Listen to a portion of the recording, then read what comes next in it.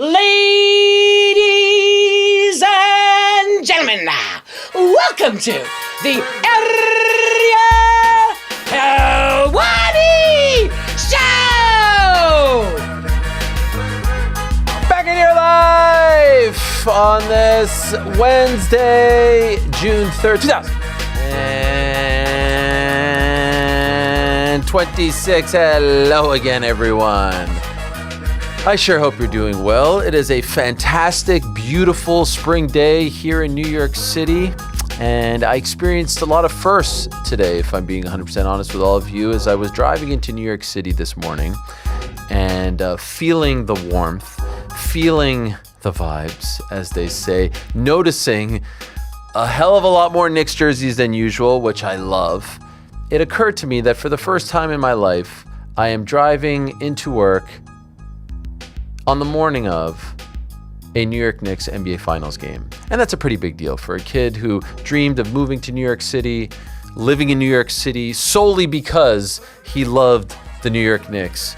That dream began probably around 1993 or so, fell in love in 1990, started thinking, wow, you can actually go to games like after work? That's amazing. Look at those people in suits. And so today, for the first time in my adult life, I get to drive to work to do a show of my own with people that I love so very much, getting to talk to athletes that I respect so very much on the morning of a pretty meaningful thing in my life. And so I took stock of that.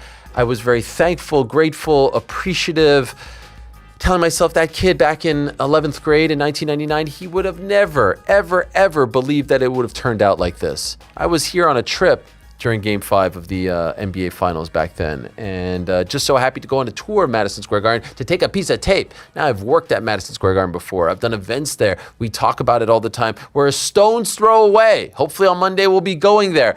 I am filled with emotion. I did the Stugatz show on Fox Sports. It was great. It was actually therapeutic. I started tearing up, crying. My son came down the stairs today as I'm making breakfast. He could have chose his Anunoby jersey. He could have chose his Brunson jersey. He could have chose his Walt Frazier jersey. He did not choose those jerseys.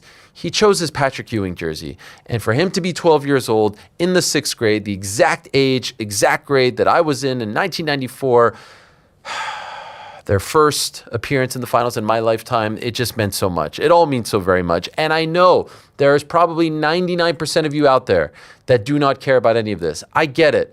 Give me 2 weeks. Give me 2 weeks and just know how much this means and how much happiness I will derive from this and how nervous I am. I have a stomach ache. I have a legit stomach ache. Once it rolls tonight, I think I'll feel better. I'm so excited, though. I'm so happy to be here. I'm so excited. I saw there's a great Jalen Brunson billboard outside of Madison Square Garden. There's a beautiful billboard. What does it say? It says, the train is not stopping. Come on now. It sure ain't stopping.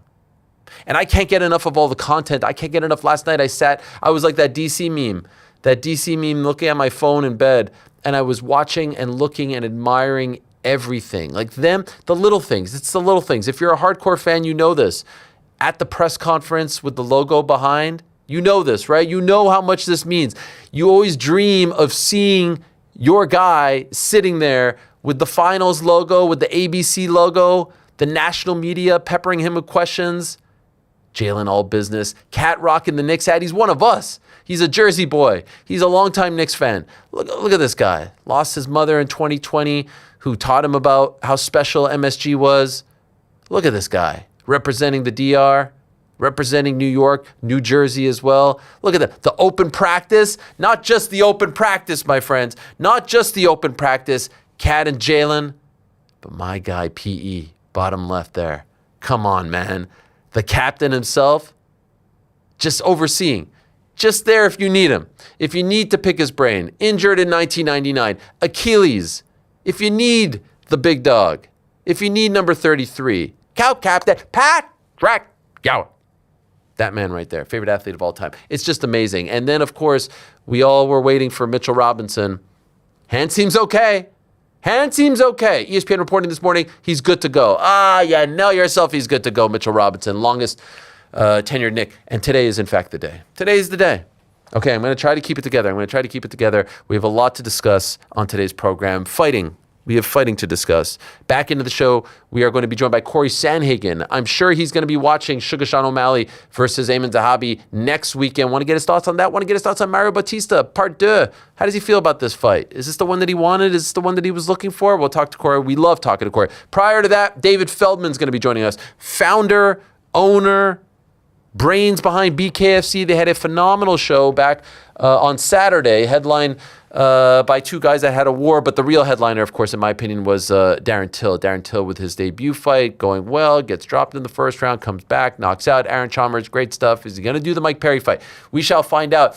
But perhaps most importantly, earlier this week, they celebrated their 8-year anniversary. So that's a pretty big deal for BKFC. Some thought it would never actually get off the ground. I remember being at ESPN and having Artem Lobov on the program after the Paul Malignaggi win, and I was told afterwards, you can't talk about this anymore. It's too brutal. They've come a long way. Prior to that, we're going to be joined by Holly Holm. And I believe her first interview since Saturday. Obviously, she did some media, press conference, etc. Since Saturday, what's going on? How is she feeling? The robbery. What about Mick Foley dropping in a Holly Holm reference there yesterday? That was a great chat. Really enjoyed that as well. And then prior to that, arguably the face of the PFL, Dakota Ditcheva, who is returning to action July 31st, right here in New York, Long Island to be exact, UBS Arena. She's going to join us to talk about that fight. And why the hell is she not fighting for their flyweight title? I still don't understand it. 4 pretty damn good guests, if you ask me, on this Wednesday, June 3rd. And so we have a lot to get to. We do have some breaking news off the very top. And of course, we're going to get to On the Nose in a matter of seconds as well. But what about RAF? Breaking this morning, Real American Freestyle Wrestling, which continues to be one of the top stories, in my opinion, in combat sports this year. They are off to Georgia. And it ain't Atlanta, Georgia. It's the country of Georgia. July 11th. Same day, of course. Some kind of day this July 11th. 2 World Cup quarterfinals, Conor versus Max, RAF in Georgia. Headliner? Of course, there's only one guy who can headline this event, and it is Merab Dvalishvili against Henry Cejudo. They were supposed to meet last month, didn't work out. Kyle Snyder against Sadulev, who is of Georgian descent as well. That is going to be gigantic. This is brilliant. First show out of the United States, perfect place. Armin's on there too. I didn't actually see that. Shout out to Armin. Oh, wow, congrats. Armin's literally on every single card. He has 3 matches announced currently. He was on May 31st or 30th. He's on June 13th. He's on July 18th. So and then they stuck one in between. Golly, that is Didn't crazy. he tell us he was going to do one in Europe? Yeah. He told us on Monday. I knew, but I forgot that he was put on that card. Yeah. So Georgia, wow, that's a great move. Love that. Love that they're doing that. Very, very smart. And I mean, the possibilities are endless. You could go all over the place. I mean, so many places in Europe, Asia, they would love it. Absolutely love it. Okay, that's a bit of news. I'm going to weave in some other news and notes throughout On the Nose and throughout the program as well. But time now for everyone's favorite segment of the week. It is time. It's time for On the Nose. I will be honest. I didn't have, sometimes I get to look at the questions beforehand, guys. This time I didn't get a chance to read the questions beforehand. I only read one question beforehand, and I laughed out loud when I read it. And so I believe this is one of the few times that someone has ever asked me to blind rank. They never asked me to blind rank. They're always asking others. And Wait, so yeah. did you see the I did things? see them, yeah. So then how are you going to blind rank? Well, you'll see why this is not that important. We're just ranking them then. Hi, Ariel. Please blind rank these 5 tall glasses of milk. I love it already. Paulo Costa, Perfect. Yeah. Carlos Elberg, Luke Rockhold, Islam Julatov. That's a sneaky good one. And Chiwiwis. I was actually hoping it was going to be like situational glasses of milk that you can have in your life. That would be even sort of better. like top 5 beers. Sure. Baklava asks, Wait, is that the rank that you did then? no, I'm just, what do you want me to do? Rank these? That's what he wanted, but Come on, Sussy, rank them up, bro. I mean, fine. You want me to rank? Yeah. Who's the best looking? You're ranking the glasses of milk. bro. Dulatov may be the best, no? yeah, I'm going 1. Yeah. yeah, he's pretty friendly. Olberg 2. Yep. Man, Paulo's pretty damn good looking too. Are we really? Bro, Rockhold? someone's gonna break this up and post this. Be like, look at What these if you guys. ranked bro. them- What has happened to this show? it's This June. show's falling off. June, bro. Come on. Rank them by Rank 'em up. what glasses of milk you'd want. You know, almond, soy, whole. Okay. Islam is whole milk. All right, you're right. Let's move on. Yeah, pause, bro. Pause. All right, you're right. My bad. Paulo is almond. Nah, we're good. Okay. Let's go. Baklava. GC confidently spewing out that Casablanca is the capital, and then seconds later saying whoever said that is say that shit, wildly bro. incorrect. I did not say that Is shit. some hilarious shit. Drug test this man now. He was most definitely on the PRJ sauce during work hours. I swear I didn't say that once. Whoever did, it's not Casablanca. It's Who's to check? Billy Joel at the Garden. That action interview was some of the most impressive shit I've ever seen.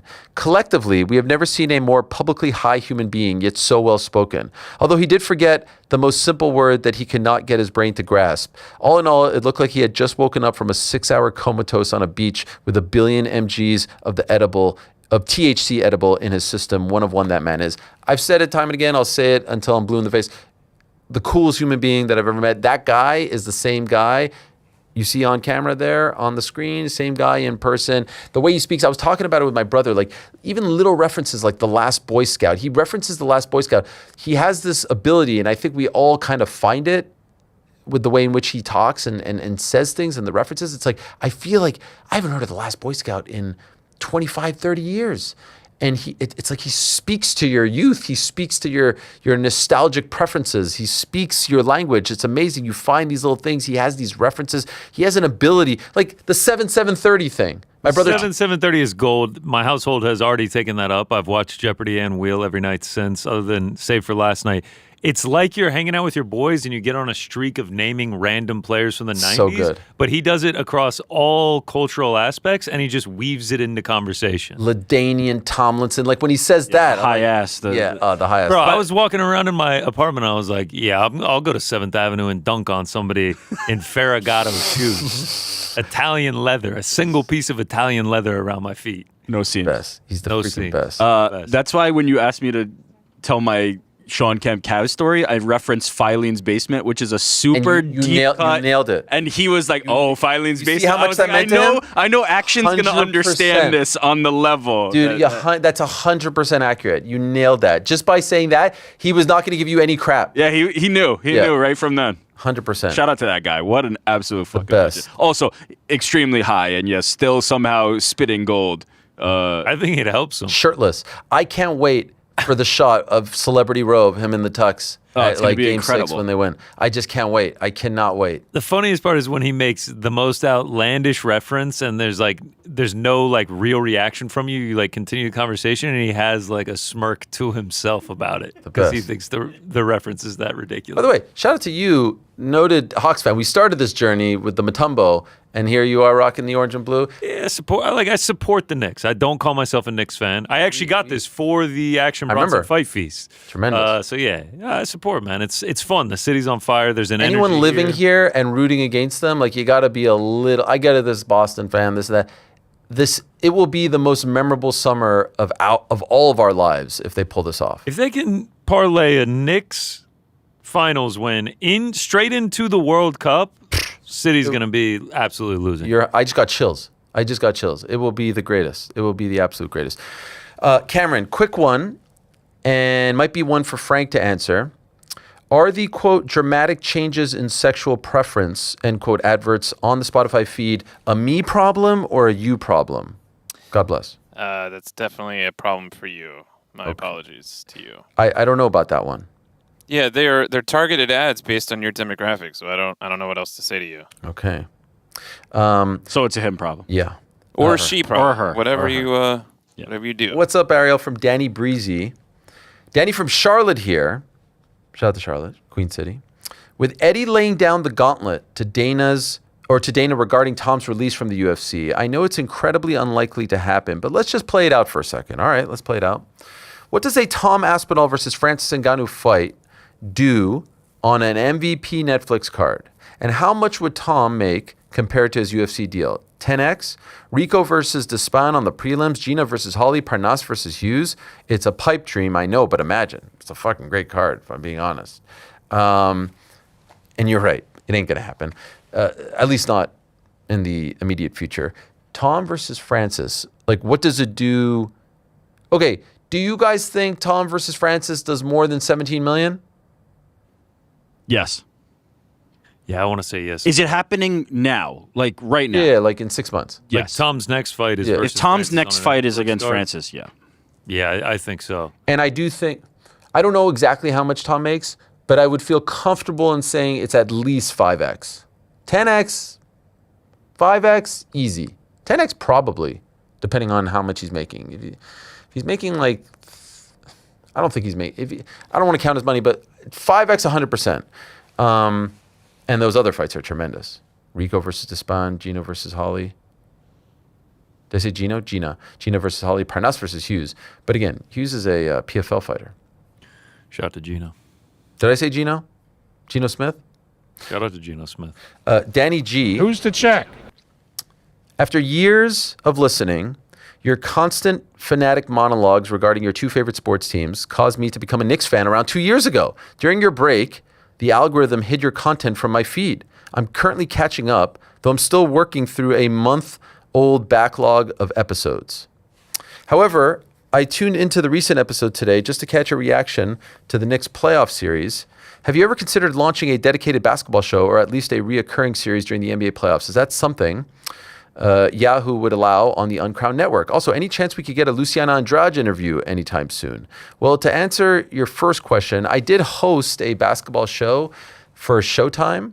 It was called the Ariel Helwani Basketball Show. It was a podcast. It was strictly a podcast. One interview, I've talked about Mike Brown being my first guest. I had Bob Costas on there, Jason Williams. I was very, very proud of that, in large part because A, I'm not a basketball guy per se, did some sidelines for ESPN.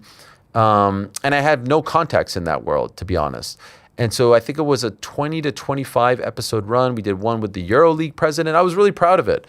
The problem was Showtime Sports shut down shortly thereafter. Like, it ended in June. It was a 20 episode thing because it started in March. It took them a long time to finalize the deal. And then it was supposed to go to the end of the NBA season.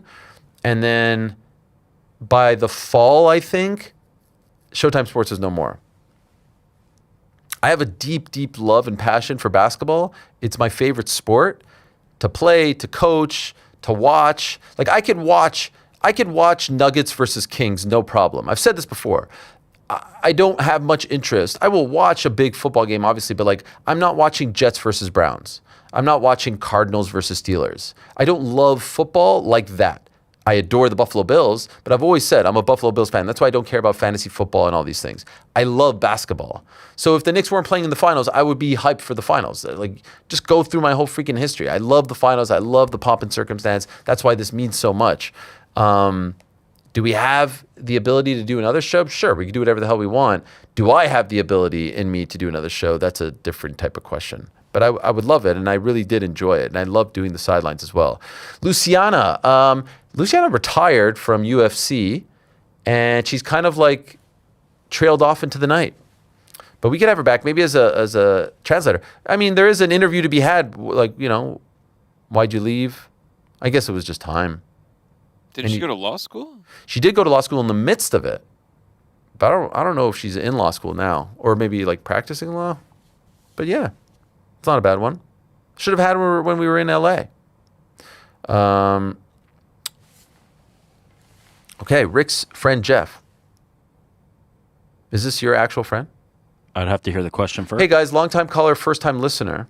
Just wanted to share my experience with getting tickets for UFC Freedom. After being offered tickets and conditionally accepted, the offer was then refused once background checks were conducted. Unfortunately, my years spent on Twitter harassing women were in vain. Turns out they only want people with convictions on the property. Hopefully one day I can get numbers like my boy.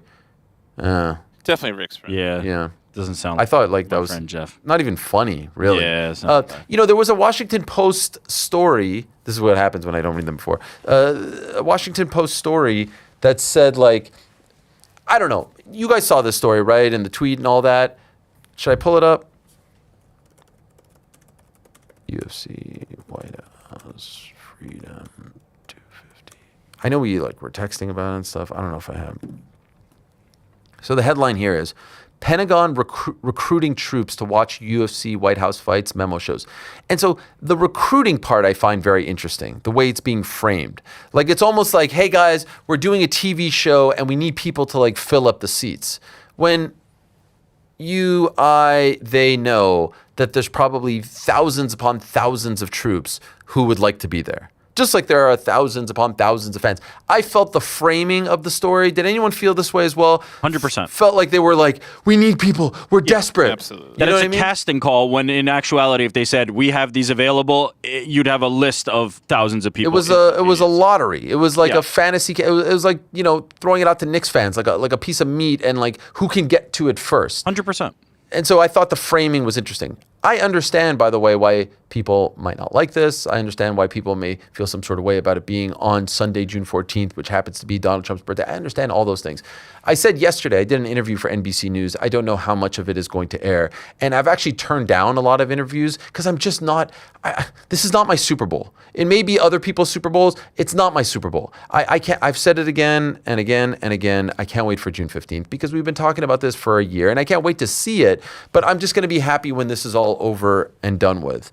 And what I said yesterday to NBC News about like what this means to me, I said ultimately, I am choosing, rather than getting all worked up about this, I am choosing to celebrate the fact that a young man from Georgia and Spain is getting a chance to headline a card, and I think he's going to win that fight on the White House lawn. And I'm celebrating the fact that a young man named Justin Gaethje, who's a human highlight reel, who's had a somewhat improbable path to the very top of the UFC, is getting to headline, in front of the White House in his home country. And a man who was, an alcoholic 10 years ago, who has one of the most improbable UFC careers of all time, who was a kickboxing champion turned UFC champion, double champion, now potentially triple champion for the first time, is getting a chance to get this opportunity. And Cyril Gane and Sean O'Malley and a Montrealer, Ayman Zahabi and Hokett and Lewis and Garcia and Lopez, like that to me is what we're, I don't know. I guess I'm just going to choose to celebrate that. And there's going to be a lot of takes and a lot of this is that and this is this.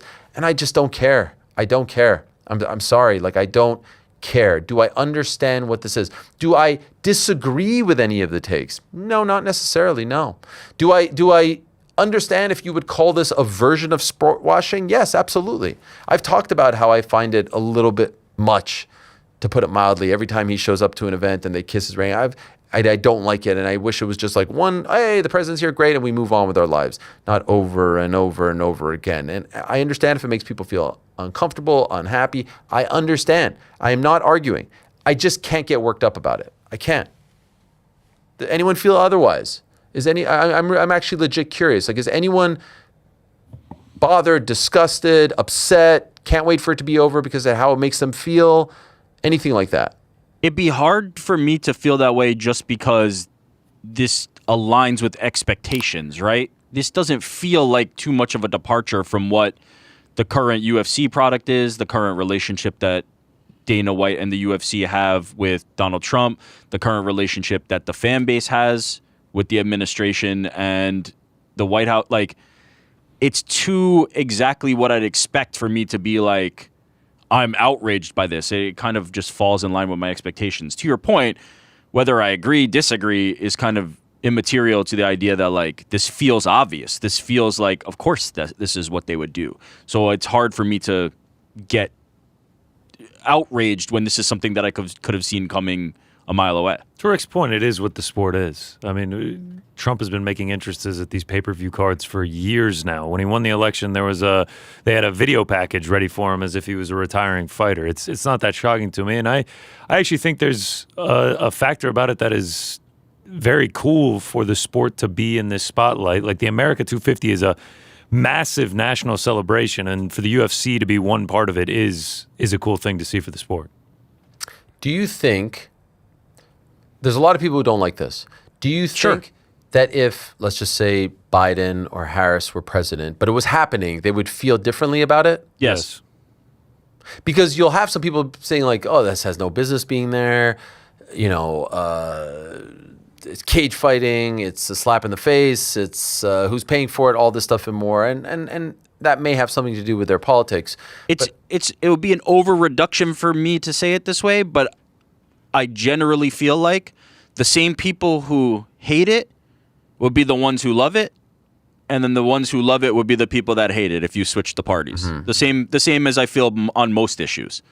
The opposers would be in support if it switched, and then the supporters would be in opposition if it switched. That's just the political nature right now. But to the point that we were talking about earlier, I just like, if it was Kamala in office, I can say with almost 100% certainty this event wouldn't be happening. It's just where the sport is at. 100%. But I'm just saying, are the ones who are upset about it because it's on Trump's birthday, or because he's front and center, or because they want nothing to do with him and they don't want to have their sport mix? And by the way, I understand all these things. It's a very emotional, tense, polarizing time. And I could totally understand if you want your sport as far away as possible from politics. You just want your sport to be over there. And I get that. And then I get other people who are like, this is why I like this guy even that much more, because he brought my sport to this, to this unique setting. And then I think that there are some people who are like me, or it's like, let's just get on with it. Because ultimately, on June 15th, we'll be sitting here and we'll break down how it looked and all that stuff. But by June 16th or so, we're talking about what's next for Ilya. And we're talking about what's next for Alex. And we're talking about what's next for Sean and Eamon and Josh Hokett and all these guys. And then we'll just move on with our lives. I guess what I'm trying to say is, like, to me, it's a big deal, but it's not a big deal. It's just another freaking card at the end of the day. And that's how I view it. And I could totally see someone being like, this is the weakest shit ever. And you need to say, I just can't be bothered. I'm sorry. I can't be upset about it. I'll tell you, the one thing that makes me upset is, not upset. Upset is a stretch. I can't be upset about anything right now. Knicks are about to play in the finals. I couldn't care less. Point is, when Dana White sits there and goes, this isn't political, that's disingenuous. He's lying. When Dana White sits there and goes like, RNC, I'm just, no, that's all nonsense. Like, disingenuous. Just call it what it is. When he says, it was just a coincidence that we walked out at that time and the music was playing and the camera, that's all nonsense. That is annoying, right? Yeah, it's proven nonsense, 1,000%. And to your point, it's not something that like bothers me. I'm not staying up at night about it. I also do think another ridiculous part is doing it on Trump's birthday. Like the OG plans were July 4th was on the Saturday, and that's when they were going to do it. And now it's been moved to this. And I know they're using like it's Flag Day. It's like, nah, dude, you're doing it because it's Trump's birthday. 100%. Which is like, it's a ridiculous thing. It's ridiculous. And look, if June 14th fell on a Saturday, as it did last year, then I would be like, okay, what? The fact that it's on a Sunday and that happens, like, okay, now it feels like you did it on purpose, because there's no events ever on Sunday, like the last Sunday event. I remember Chiesa and Kevin Lee fought on a Sunday on FS1, but there's probably been like 5 Sunday events in UFC history, if that. Yeah, that's weird. And ultimately, the way it's going to be presented, is this going to be a love letter to Trump, or is it going to be a love letter to America? Those are two very different things, right? If it's a love letter to America, as they claim it's going to be, then, okay, this is a celebration of the country. Fine. It's part of many celebrations that will happen between now and July 4th, and that have happened throughout the course of the the year. At the finals tonight, they're going to have a patch there. Like, this is a big deal. We remember the bicentennial and all that stuff. I mean, some of us, right? Is it bicentennial? What is that? 225? That was 1976, so none of us were living, but... Yeah, but we remember it. At least I know the bicentennial. I remember reading about it. Shout out to the bicentennial. Yeah, yes, America 250 is a big deal, man. It's a big deal. Can I be honest with you? I actually thought it was going to be a bigger deal. Like, do you remember when Trump announced this? Not the UFC. I thought USA 250 was going to be like a bigger deal throughout the year. Do you know what I mean? Like at the Super Bowl. I think the didn't they have attention at the Super Bowl? Did they? Oh, I'll be honest. I didn't watch a second of the Super Bowl, so maybe I'm wrong. I think they had patches. I also think they had a little like commemorative thing as well when they did the national anthem and stuff. Okay. The attention though is so short. The window of time, like it would be ineffective to like have this long protruded lead up to it when you're really only got this small window to do it. I do also think like next month you're going to see it a lot with July 4th specifically. Like they're doing a ball drop in Times Square for America 250. and like a Like you mean massive- on the day itself? Yeah, on July 4th. Sure. Like, I think surrounding that whole week, it's going to be a very big deal. Yeah, that lead up toward July 4th. I mean, like I'm seeing like so many brand advertisements that are like, it's the summer of America 250. Like Coca-Cola's doing a whole Okay, I guess I haven't seen a lot of that. I don't know. I don't know what I expected, but I remember Trump doing that press conference and saying like, this is going to happen. June and July are going to feel Yeah. patriotic. I'm fairly certain about that. Let me ask you a philosophical question. Even if this event ended up being a commercial for President Trump, even if that's what this event ended up being, what is the implication? We'll all move on with our lives, but it will be gross. But This shouldn't be a celebration of him. Now, I agree there's with for you. sure going to be a package or two about he opened the door for us and Taj Mahal and all that, and that is what it is. But if this truly is what they told us it was going to be, then it can't be that. But if it were to be, is this like required viewing? Can somebody who is opposed not just tune out? Is this like in the moment? At any point, do you have to? If you are outraged by this event, right? If you are outraged by the nature of this event, how it's come together, what it represents, the event itself, if it ends up being promotional, there's no obligation to participate in this. There's no obligation to participate in anything. That's kind of my point, right? Like, and let's be honest, a lot of media members that are going to sit there and kind of like hate watch it. But then don't watch. No, I mean, Bro, a lot of people that never watch MMA are also going to watch this and hate watch it for sure. 100%. There's just some hypocritical elements to it, right? They're like, let's just call it like Colin Kaepernick exercising his First Amendment right. I know, obviously, very like left, right, people very upset about it. Are saying keep politics out of sports, but now we're literally bringing politics directly into the sport, 100%. And it really is. Well, the people who say keep politics out of sport will then be the same ones who love this sort of thing. That's what I'm saying. It depends on the politics that are entering the sports. To Rick's point, so yes, if you're going to love it, you're going to hate it, and other way around, it'd be the same thing. It's dripping with hypocrisy. Also, for sure. Donald Trump infamously last week said he didn't have time to go to his own son's wedding, has time to go to a UFC fight. So now it's like... Well, it's where he lives. He doesn't have to get on a plane for that. No, of course, it's all freaking ludicrous. All of it is ludicrous. The whole thing is... He did a video on his TikTok saying he hopes that they keep it there, equating it to the Eiffel Tower being built. They're going to keep the claw there. Take a look at this. I mean, it's all lunacy. It's all lunacy. Watch this. I don't know that in Paris, France, the Eiffel Tower, 1889 it was built. It was supposed to be taken down immediately after the World's Fair. And then they said, we sort of like it. Let's leave it up a little bit longer. And then they said, let's leave it up longer and longer and longer. Well, they never took it down. And, we're building something in front of the White House that's quite attractive to a lot of people. It's going to have the big UFC fight on June 14th. And I'm looking at it and maybe we'll never, ever take it down. I mean, obviously he doesn't get to decide that because the next president can take it down. But yeah, that's absurd. Never ever. It's absurd. It's absurd. All of it is absurd. We live in a bizarre world timeline. It's all very crazy. My grandma hit me up about it. Yeah, everyone, I'm sure. What did she say? She's into it? Ilya, who she got? No, she's not into it. She's not into it? What is she saying? Like, honestly, what is she saying? This is disgusting? She just asked me my thoughts on it. She was like, what about the No Kings protest that's happening that day? I was like, I don't think it's going to have any. She thought it was going to be like counter program. Oh, okay.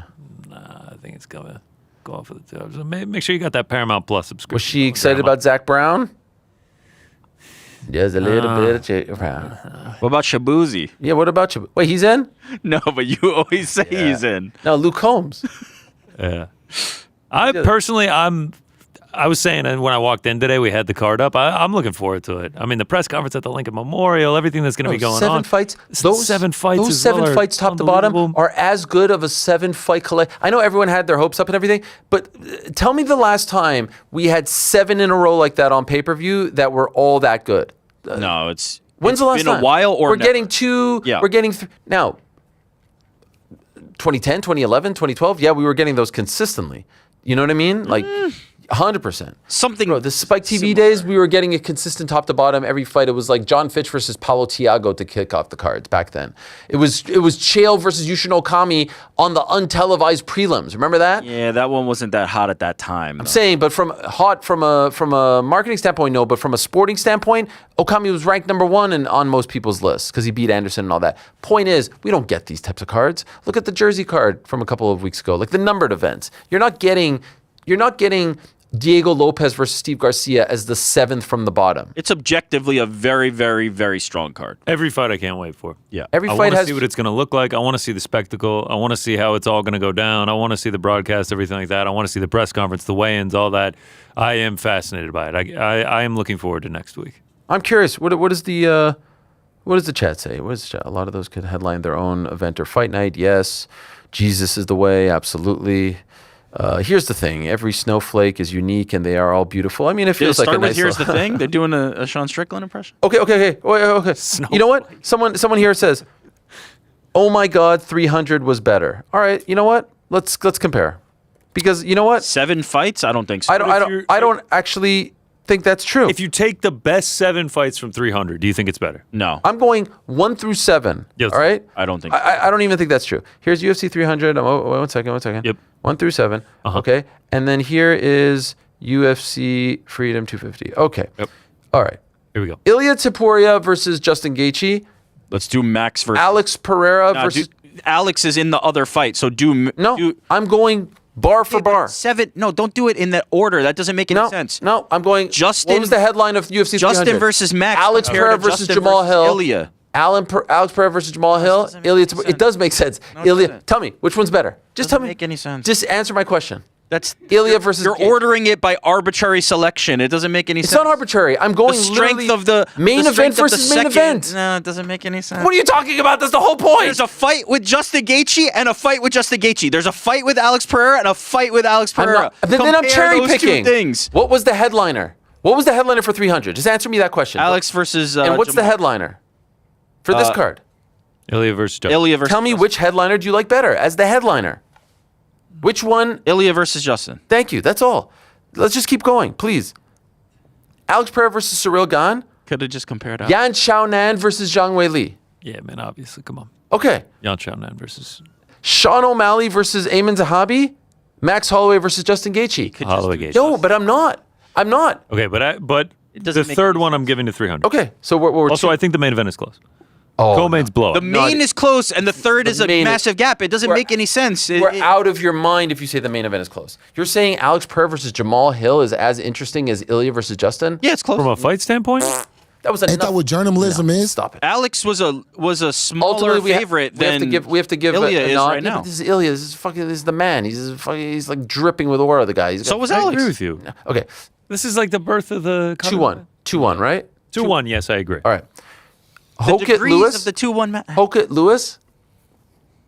Armin Charles. 300. 300. Yeah. I'll give you Armin that. Charles.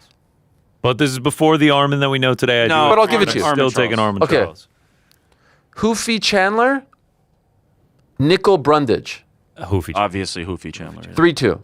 3-2. Nickel Dawkins. You could have just. Yeah, Rick does make a solid point. Yuri Rakic. I'm going just 1 logical. through 7. I know, but there's a lot of crossover. 1 through. Just a lot. It is weird. A lot of cross. Yuri Rakic. Ooh. Yuri Rakic, yeah. Over Nickel Dawkins. Yes. Yeah. Come on, man. I agree. This is Alexander Rakic. Like, See, if you had just Only a reordered couple it losing properly, streaks. you would have Aljo made your Cater point better. on that side. 145 debut for Aljo. Lopez Garcia. Lopez Garcia. So in the end, what is it? 4-3. Yeah. Close 4-3. 4-3. One card was UFC 300 pay-per-view. The other one is essentially free on Paramount Plus. I think the point stands. But it is the White House. Like it's their 2026 UFC 300. My point is, it's not often It's that a you better get this. Justin fight, and it's a better Alex fight. If you had just aligned it properly, it's a better Bo fight. You just Yeah. That is a good point. That is a good point. It's a better fight for each of those guys who carry made the over argument into a the little bit card. better. If you just shuffle it to Diego proper Lopez on comparison. UFC 300? What? Was Diego Lopez on UFC 300? I don't I feel like think he's so. been on everything. Yeah, he was Sadiq Youssef. Oh, I mean, you just Crossover, do this. man. Just do this. Okay, you couldn't be missing my point any further, and it's pissing me off. No, Ryder you're Sklar. making the wrong point. What's up, You're Ariel? I'm hurting your currently point. doing a project for my sports literature class on the issue of UFC fighters being underpaid. You're obviously an extremely credited person to speak on this topic. So my question to you is, how would a fighter union work and be implemented into the UFC? Like, is this even a possibility down the road? Please share anything you feel is relevant to this issue. Appreciate it, Helwani. Go Knicks. Humble and hungry. That's merging Knicks and Bills. So this has been bandied about. The one thing that I've settled on is I think it probably has to be like a tiered system. Like, you know, someone, sort of like the sponsorship, like someone who's there for one fight may not have the same rights or voice or seat at the table as someone who's there for 15 or 20 fights. But ultimately, I feel like it has to be something like where if you are fighting for this organization, you get a certain set of rights. And there's a certain set of rights that have been collectively bargained that are bestowed upon you once you sign that first deal. For example, let's say they collectively bargain that the minimum pay for a debutante is $50K. You sign that deal, it's not even a question, it's $50K. There is no set standard. They could sign you and decide that they're going to give you $8K or $100K. There's no set standard. And so little things like that, I think, would go a long way. Things that they can negotiate, sponsorship, cut of the pie, revenue sharing. But I acknowledge that it's not as clean as an MLB player. And I obviously know that there are MLB players that are in for like 15-year careers and then others who have 1-year careers. And so that is similar, but it's one fight versus, you know, it's individual. So you're fighting maybe twice a year as opposed to some who are fighting 4 to 5 times a year. But ultimately, what I think would be the best move to focus on, and by the way, I don't see this happening anytime soon. If it didn't happen when they signed that deal, I don't think it's happening anytime soon. It just, I mean, that was the perfect chance. They sign this deal, they celebrate the deal, and everyone's like, and then people ask Dana, like, hey, what are you guys going to do to up the pay? Oh, we'll figure it out. We got, you know, Harvard students in the back. They'll figure it out. It was nonsense. This is not how a real sport is run, but no one speaks up. No one's able to or has the, you know, the confidence, cojones, whatever it is, to speak up. And so it feels like the further and further removed we are from the early days, the harder and harder it's going to be to do this. Is it impossible? No. But you'll probably need like a full card to be like, I'm not fighting. Right? That could be a tipping point. Could you imagine if everyone fighting on the White House card says, I'm not getting out of the locker room? What happens then? That's probably what would have to happen for them to at least say, okay, let's talk. That hasn't really materialized. Craig Grocott. Hey, Ariel, looking ahead to the July 11th card and given everything that's been revealed about Conor since his last fight, will you have moral issues with potentially friendly interviews with Conor leading up to or after the fight? Speaking personally with girls in my family, I know I would. Well, you know, Conor was supposed to be in studio back in, when was that? October. And, you know, I was told pretty late and after we promoted it that certain things couldn't be discussed. And I said I couldn't do that. So I hope that answers that for you. Zareen Combi. Hello, Ariel and crew.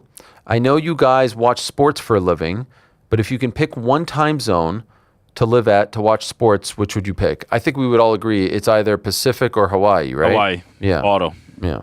I'm Pacific, just because there are some morning events that I enjoy, and Hawaii gets it a little too early. Yeah, I'm waking up for that all day. Pacific is just the freaking best. It's so money. It's so good. It's so money, man. I mean, Hawaii is almost like too good. You know, it's like, holy crap, what is this world? I have where my it's- whole day after the sports. No, are it's done. unbelievable. But But like the there's 10 just- a.m. kicks for Premier League is 5 a.m. Hawaii. Yeah, yeah. Perfect. Get up early, watch, ain't and getting your up at whole that. day. That's too early. I ain't getting up at Nah, 5. hell That's no. too early for I'm me. in. West Coast 7 a.m. It's cool. Nah, No. I did that thing in San Diego. Some of them have to wake up at 4:30 for the 7:30 kicks. Yeah, I'm gonna skip those. They're insane. They go to a bar at 4:30. These people in San Diego. Oh, that's like fun community. It's 100% fun. Look, for Premier League, I actually think East Coast is the best because there's nothing for us before 7:30 a.m. Yeah. and it's usually done by 12. It's beautiful. Our Premier League experience here on the East Coast is akin to the Pacific NFL experience. Do you know what I mean? And that to me is amazing. Like their Sunday night game starts at 5. So Tremendous. so good. I mean, by the way, even tonight, 8:30 tip. 5:30 out there. UFC, we'd have cards starting at 6 p.m. Oh my God, the main card at 6 p.m. that'd be a godsend. La Mancha MMA. Hey, Ariel, question on your sports fandom. Why the Bills and the Knicks, both NY teams? We are both the same age. Is it because the Bills were good in the early 90s and the Knicks somewhat in mid to late 90s? And second question, related, you seem to have had an affinity for New York. Where does that come from? Well, okay. I've definitely told this before, but in 1991 Super Bowl, which was the 1990 season in Tampa, Super Bowl 25, Bills Giants. I am 8 turning 9 that summer. I'm at my cousin's house. We're in the basement and we're watching the Super Bowl. I really know nothing about anything as far as sports. Like I like sports, but I'm not a follower. I'm not a lover. I'm really like not into it.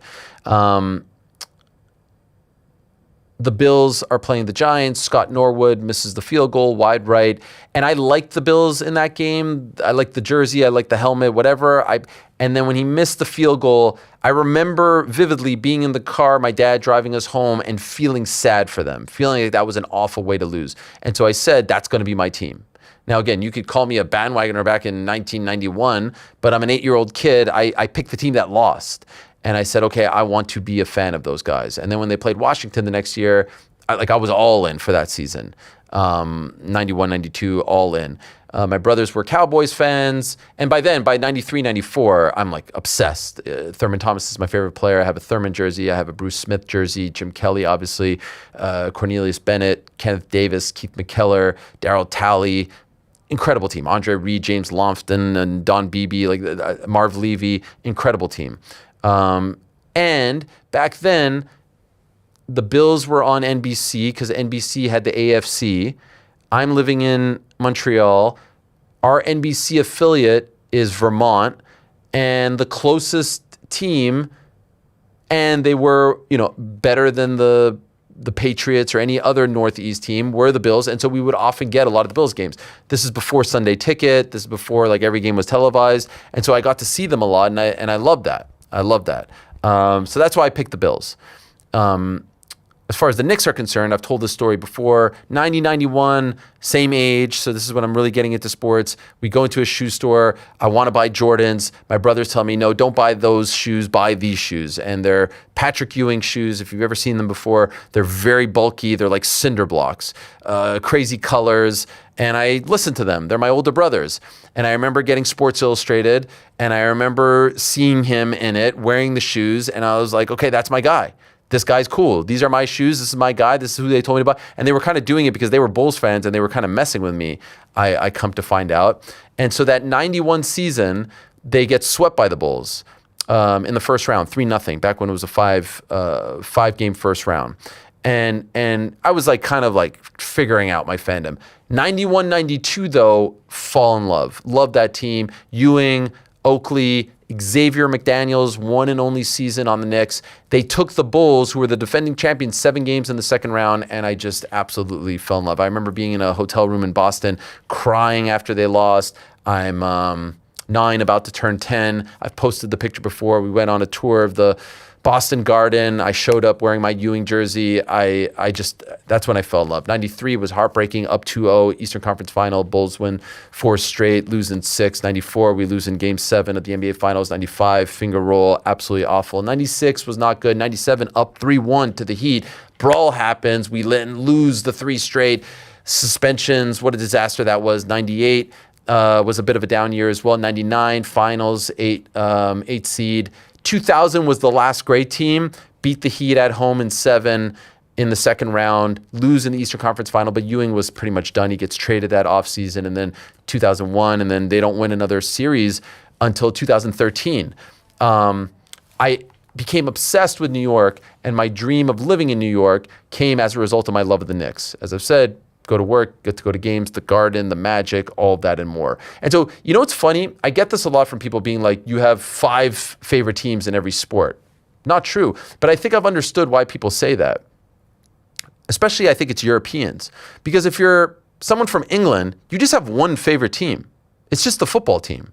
They don't have multiple, they don't have an NFL, an NBA, an NHL, a Major League Baseball, right? They don't have that. You may have like a cricket, maybe a club, but it's more country when it comes to that. Rugby, not so much club, more country.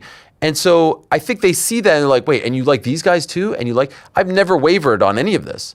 I've never jumped off the Bills bandwagon. I've never jumped off the Knicks bandwagon. I do remember interviewing Daniel Cormier for E60, January 31st, 2019, and I read that Kristaps had been traded, and I did tweet, today's my last day of being a Knicks fan, because it was fucking awful. It was disaster after disaster after disaster after disaster after disaster, gut punch after gut punch, bad trade after bad signing after bad draft pick. And I remember being in the hotel, waking up the next morning and being like, nah, I take that back. Of course I'm a Knicks fan for life. I can't quit them. So it didn't even last 12 hours. There are some losers that will still bring that up, but they didn't even play a freaking game. And by the way, I wouldn't have blamed anyone for stopping to be a Knicks fan at that point because they were so dysfunctional with Phil Jackson leading the charge. And that trade was awful for Dennis Smith Jr. So I'm an emotional guy. It was an awful trade. It was an awful set of circumstances. He was supposed to be our savior and didn't turn out that way. So the point is, I'm a Bills fan. I'm a Knicks fan. I was an Expo fan. They left. I then became a Blue Jays fan because I liked baseball and I didn't want to be a fan of no one. I'm a Habs fan, and I've adopted, Nottingham Forest. As you know, I went to Syracuse, and that's it. But the 3 teams that I adored as a kid, Knicks, Bills, Expos, those were my 3 favorite teams. I've never wavered. And, I've not, when you're living in Montreal, you got to pick a team. There's no Montreal basketball team. There's no Montreal football team. So I had to pick my teams. And I think they're all kind of geographically close to each other. I don't have like a West Coast team or anything like that. And that's who I've rided with. Here's Matt Moe. Sup, Ariel? I asked you about Candace Owens before, and your immediate response was, I think she's batshit crazy, and I don't know why anyone would listen to her.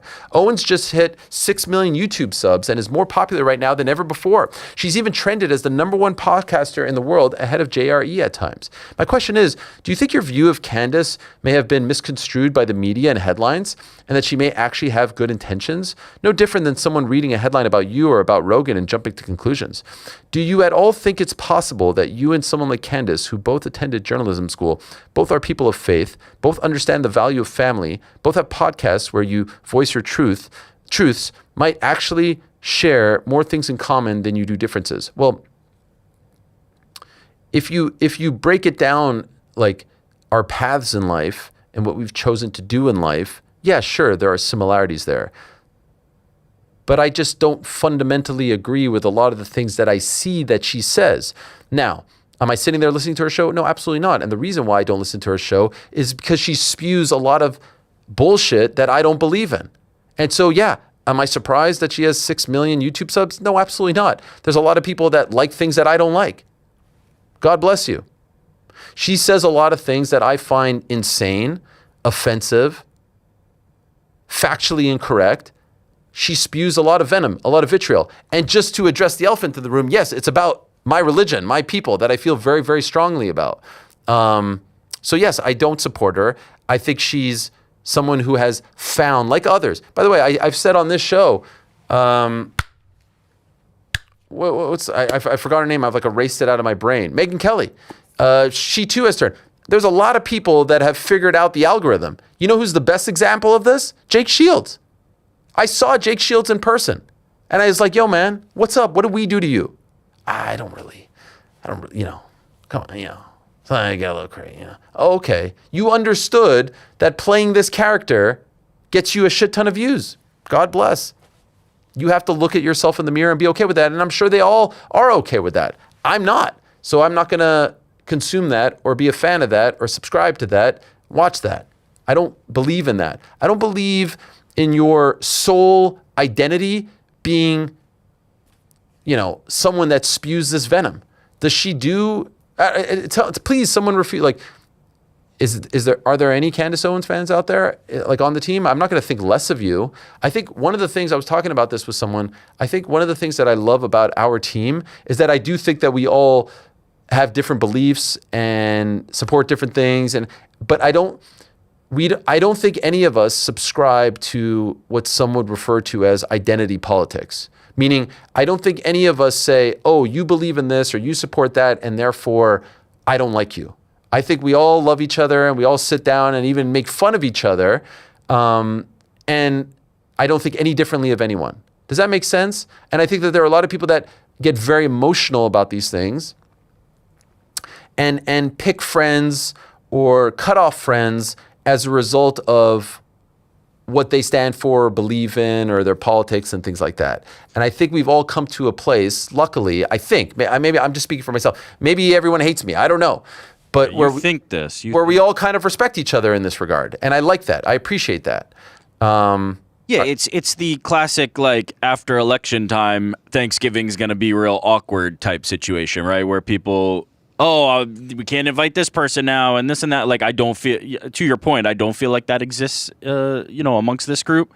I cannot say, though, that I've ever consumed Candace Owens content, so I can't weigh in on that. Yeah, never watched any of her stuff. Not a fan of Candy O? No. Are you, Frankie? Oh, yeah. Wouldn't know. I find it highly entertaining. Yeah, well, I really wouldn't know. I've never watched it. It's like watching a train wreck. Okay. I don't watch anything politics. Yeah, same. Nothing. Yeah, I consumed a little bit for a period, but I'm good. It's not my bag. All that. Y'all can have it. Call me illiterate. Call me dumb for not. Me and GC over here doing 82-0.com instead of politics. Yeah. Tell me what that is. Oh, it's a new you viral assemble game. a team of basketball players, a starting five, and you see if you can get it to be projected 82-0. But like you spin a wheel and it gives you a team and a decade, and you have to take a player from that decade sick. and then you redo it. Rick got 82-0 earlier, so holy crap! Congratulations! Well to Rick. done, bro. Well done. Do me a favor and just give me a count of 5. Yeah, just go ahead, Ariel. 1, 2. Jamal 2020. If the Knicks win, call Dana on air and bury the hatchet. I mean, why would it be incumbent upon me to do that? But we do have big plans if the Knicks win, right, guys? Damn right we do. I've already been perusing the menu. Oh, yeah. What is the name of the place? I don't remember. Ariel's omakase spot that's going to Costa. Oh yeah. Luke All, this is a question more for Rick, El Pepe, and the boys. When you guys are invited to go on other shows / podcasts to do analysis, is there financial compensation for your time, or is it more of a give and take? You scratch my back, I'll scratch yours sort of situation? I've just always been curious how it works among MMA media who help each other out. I think I could answer that on behalf of everyone. No one's getting paid to do that stuff. You guys aren't. Oh, damn. I'm pay for play. Oh. Me? This is not a free situation. For real? You think someone would pay us to go on their show? Also, who is El Pepe? Again. I guess Pete. Shout out to Pete. Yeah, PT9. Some of us got deals. It's all good. Like, all right. What's your rate? Nah. We don't discuss money. I would never disrespect the people who pay me to come on. Okay. Talking about that. Yeah. None for me, but maybe there are some. No. Maybe there are some. We all remember a few years ago what happened there in the podcast and the paying. One person who isn't charging us to come on today's program, at least for now. We suspect that she'll get even more and more popular over time, and maybe that text will come, yeah, she can only show up if you put X amount into the bank account or send a payment via Zelle or Venmo. For now, though, that is not a thing, and we are very grateful for that. She's returning to action on the 31st of July at the UBS Arena right here, not necessarily right here, like maybe an hour away, on Long Island. Great arena, beautiful spot, big fight for her, and a little over a year since her last fight, we're talking to PFL's own, and dare I say, the face of the PFL, Miss Dakota Ditcheva, kind enough to join us on this Wednesday. Hello, Dakota, how are you? Hello, I'm good, thank you. I'd never charge you, Ariel. We're friends, aren't we? Even if you make it to Ronda Rousey level type of fame. Yeah, even then, Wow. we're friends right from the beginning. You know, we look after the ones that were with us at the beginning. We appreciate that, and we will remember that inevitably when you do get to that status and do send that text. By the way, I'm just hydrating here with my Me too. Van. Oh, there you are. Yeah, it's a wonderful, wonderful piece of business right here. There it is. Norwegian. Ose Sedestal Norway natural mineral water. This is your water, Dakota? Yeah, so this is, I am a co-owner, not just an ambassador of this one. So thinking about the future, getting involved in brands that relate to me. Like, I'm always seen with a bottle of water, and I'm not a big drinker, as in like alcohol-wise, I don't drink really at all. So for me, like, this was the perfect thing to get involved in. So, yeah. I actually think that your team was kind enough to send us a few bottles, and the team in the back, let's take a look. Oh, everyone back, look at this. The whole team enjoying it back there. You see that? Look at that. Everyone's in sync. What's going on here? What's that water doing to them? We love it. We love it. By the way, why Norwegian thanks, water? How did this come about? Yeah, I mean, I was approached by a few people that were, well, my manager brought it to me, that were kind of working on it. The water comes from Norway. It's actually really cool. I would love to show you like where it's located, because when I was first shown, it was like in the middle of the mountains with just snow like surrounding the whole thing. So it was really cool. It was a really cool project that they came to me with. And again, I want to build for the future. My mum's been massive on like, you know, her big mistake, she would say, was that after fighting, she didn't have anything. She didn't set anything up. So for me, she's always kind of drilled into me that, you know, you need to be thinking about the future and working with, you know, brands and, you know, building your own business. So that's kind of what I'm doing. One thing for us to drink it, but you need to get it to probably the most famous Norwegian out there, Mr. Holland. Can we get it in his hands? Have you tried yet? Don't think we have tried yet, but I'll work on it. That's the natural. I thought that would be like the first thing that you would have done. I know. I mean, it's the first thing I thought of, but I mean, Harlan, we all know he's very picky. He's very like on tea with everything, isn't he? So we'll have to see if we can introduce it to him. I'm sure he'll love it if he tries it. It's just that first little getting in there. Sure. And of course, commiserations. I know you guys fell well short. I mean, I have nothing to say. We barely survived, but you seemed rather confident back when we last spoke. I'm always confident about it. My manager is an Arsenal fan, so he's like living it up. He clipped the last interview I did with you and posted it on his story. He sent it to me as well. Yes.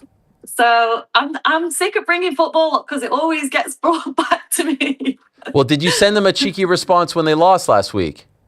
I mean, I feel like I didn't need to. Everywhere I was looking, I think Arsenal are the most hated team in the Premier League. Literally every video I saw was just like everyone celebrating that they hadn't won. So I feel like I didn't want to rub it in anymore. What about that depressing parade that they had the next day after losing like that? Wasn't that weird? I didn't even see it. I wasn't paying attention to that. All right. Are you excited about the World Cup? I am actually, I'm really excited. Someone told me at the gym today that the England team are actually 20, 30 minutes away from where I am in Florida training at the moment. So you're going to drive by? I might do, but I might look like a stalker. Yeah. I'm going to try and get an invite, see if I can pull on anyone's strings, but we'll see. I still can't believe Foden didn't get selected. I'm shocked by that. Yeah, I mean, he's had a tough season. He's took a lot of stick, right? Yeah. So I don't know. He'll come back. I think he needs a confidence boost, and that probably hasn't helped him. So, well, they'll do all right, and we are rooting for them. I like Canada, of course. I support Canada, but the Three Lions are near and dear to my heart. Let's talk about you. Almost exactly a year to the day between fights. Who would have thunk? Yeah. You probably didn't think, right? When you injured your hand, you probably didn't think it would take this long. Why did it take this long? Well, I was out. I come back, had one fight, and then was gone again with another injury. So I was like, this time I am doing it right. Like my recovery has been on point. I've been patient. And then I think at the time when I was ready to fight, there wasn't quite an opportunity at the date I wanted it. So it was maybe like I could have been ready like a month earlier, 2 months earlier, but this was the right time. So obviously the division has been staying busy. So for me as well, I had to fit in with them. I'm the one that's been out and not making it to the cage. So I couldn't demand too much on the comeback. I think this is great. And I love the fact that you're fighting close to here, Long Island. It's a great arena. But I do have an issue with this. I do have one big issue with this. Go on. You know what my issue is? You don't want me to fight Denise. You want me to fight No, Liz. I don't care about that. How are you not Okay. fighting for the belt? How are you not fighting for the belt? This doesn't make any sense.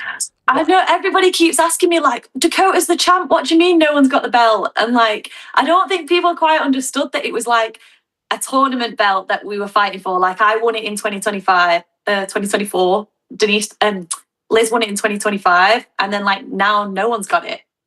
Yeah, but she The won new like a belt. tournament. She's not the actual champion. So just make a vacant title fight. Have you fight for it. You probably, let's just be honest, odds-wise, you win that fight, and then you fight her. What are they waiting for? Yeah, I don't know. I don't know. How do you decide, like, whether I fight for it or Liz fights for it first? Because she won it the next year. Who cares? They're making fights left and right here for the belt. What does it matter? You're active. You're there. Where's Liz anyway? Why aren't they booking you versus Liz then? Well, Liz is fighting, I think, this month, is she? So why didn't you fight Liz instead of Denise? Like, if you're fighting around the same time? She was already booked by the time I'd come back, I think. So, yeah, she was already booked. There's a good 4 fights on there. There's a good potential, like, few opponents. Ariana's fighting Jenna Bishop, I think. Right. And then Liz is fighting the girl that's come from the UFC, which I'm interested in going up against, but we'll see how that plays out. But, for me, obviously, I pulled out on Denise, so I was like, I'll have that. Or if you want me to fight for the belt, I'll have that. And it just kind of worked out like this. So for me, like, again, I've been out injured. So I feel like everyone thinks I'm this, like, prima donna picking who I want to fight and stuff. I just, like, roll with it. I just need to get back in the cage and fight because everyone's, like, forgetting about me. Do you feel that way? Do you truly feel that way? No one's, I feel like I've gone a little bit quiet. Everyone's a little bit like, oh, she's been injured twice, like, is that the end type thing? But no, I'm in the gym all the time. I'm ready to go. And I know that as soon as I come back, everyone's going to be like, she's back. Are you a little self-conscious about the hand? Like, do you think about it a lot when you're hitting mitts? Is it on your mind? I did. And that's why I wanted to, like, make sure I came back at the right time, because I didn't want to go back having that kind of doubt in my head. And I feel like I want to come back and stay back. I don't want to come back and be injured and go out for another year. So I did have a little bit of doubt at first, just naturally. But now, like, I can hit full power. I'm just as strong. Like, my bones have healed well. So I'm like fully ready to come back now. When they offered you this, did you say, hey, can I fight for the belt? Did that ever come up? I think it was discussed between my manager. I kind of leave all that to them. I've just been trying to, like, stay in the gym and get ready for the fight. But I've always said, like, belt or not, I just want to get in a fight. I've been out for, like, it feels like I've been out for 2 years, honestly, because I only came back and had 1 fight. And I think about it now and I think I'm so glad I had 3 rounds out of that fight, because I would have been gutted if I'd, like, not even had a fight in that one. And, I just feel like I've been out for way too long. And I'm just happy to get in. Like, if the belt comes, if I don't fight for the belt at the end of the year, honestly, You don't care. Does it change? Can I ask, does it change your pay? Because I know in the UFC, like, when you're a champion, you get paid more. It doesn't change anything. So maybe that's why you don't care. Yeah, maybe. I don't know. Like, I would fight Liz for no belt. I would fight anyone in the division for no belt. Like, I just want to fight and beat these girls. Like, I want to stay undefeated. So for me, like, a belt is like, I don't know. I would fight them anyway. So yeah, maybe it's that. I don't know. What have you thought of the new PFL this year being the first year, no season, no tournament or anything like that? Yeah. Do you like the product? Yeah, I've enjoyed it. Yeah, I would love to do a tournament again myself. Oh. Like, I loved the tournament, honestly. But the rankings, I feel like the fans are liking the rankings more, like seeing who, like, fights each other, actually, like, moving up and it making more sense for them. So I get that people like that, but I would definitely do a tournament again. Why do you like that? Why do you like the tournament? I fought 4 times in 1 year. Like, for me, I love to be busy. I'm not one of these people that's like, oh, I'm in camp now for 8 weeks. Like, I'm in the gym all year round, so you can give me a fight and I'll be ready to go. Like, my weight's always low. So for me, like, I want to fight. I'm still young, probably. That's why.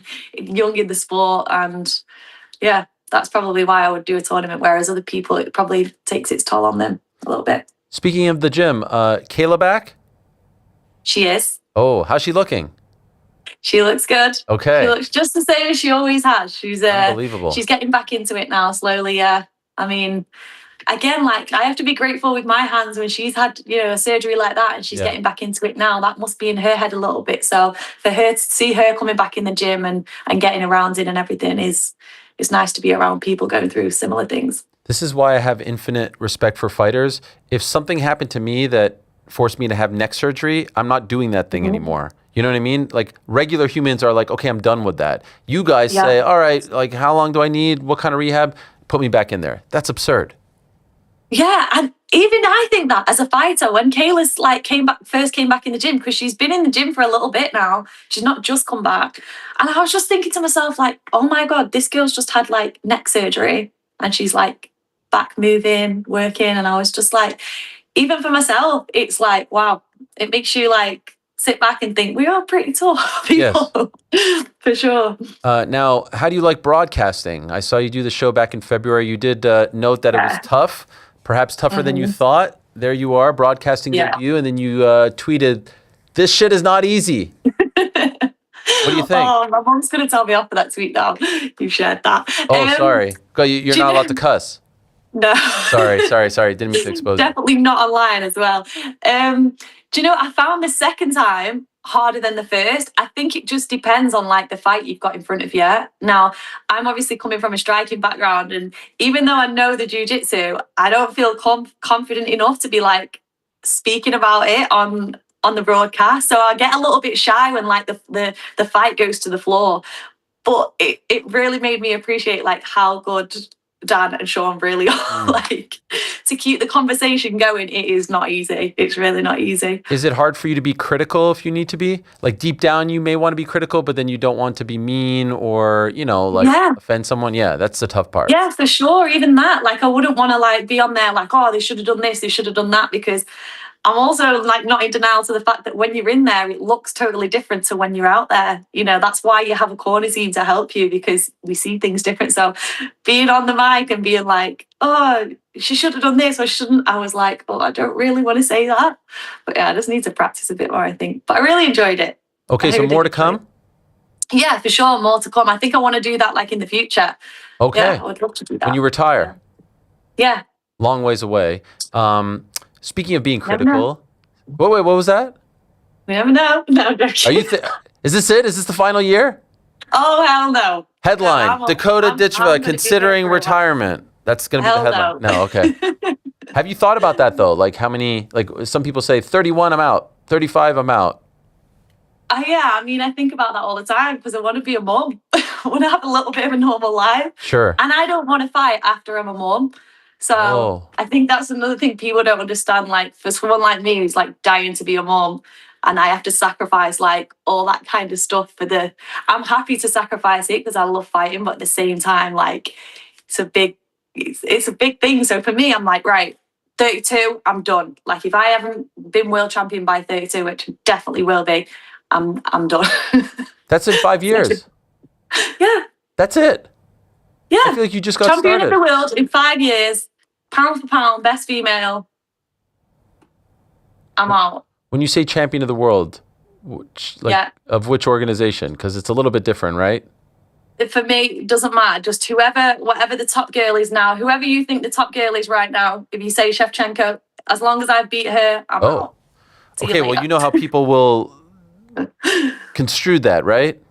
Of course. I'm used to this game now. Okay. But so why do you say I don't want to fight after being a mom? Because we've seen this, and we've seen actually a lot of women be very successful post-pregnancy. Yeah, very. I mean, we have Yana in our gym. She's had 2 children, and she's like still 135 UFC in the rankings near the top. Like she's absolutely amazing. It's just for me, I want to be like a full-time mom. Like I want to be done by then. I want to see my parents be grandparents. I want to spend time with my kids and put it all into them. This fighting is like, it takes a lot. It's not easy for sure. So what do you think you'll do? Do you just want to be like a mom that stays at home, or do you have plans? I know you talked about investments and things like that. Yeah. Do you have plans for post-fighting yet?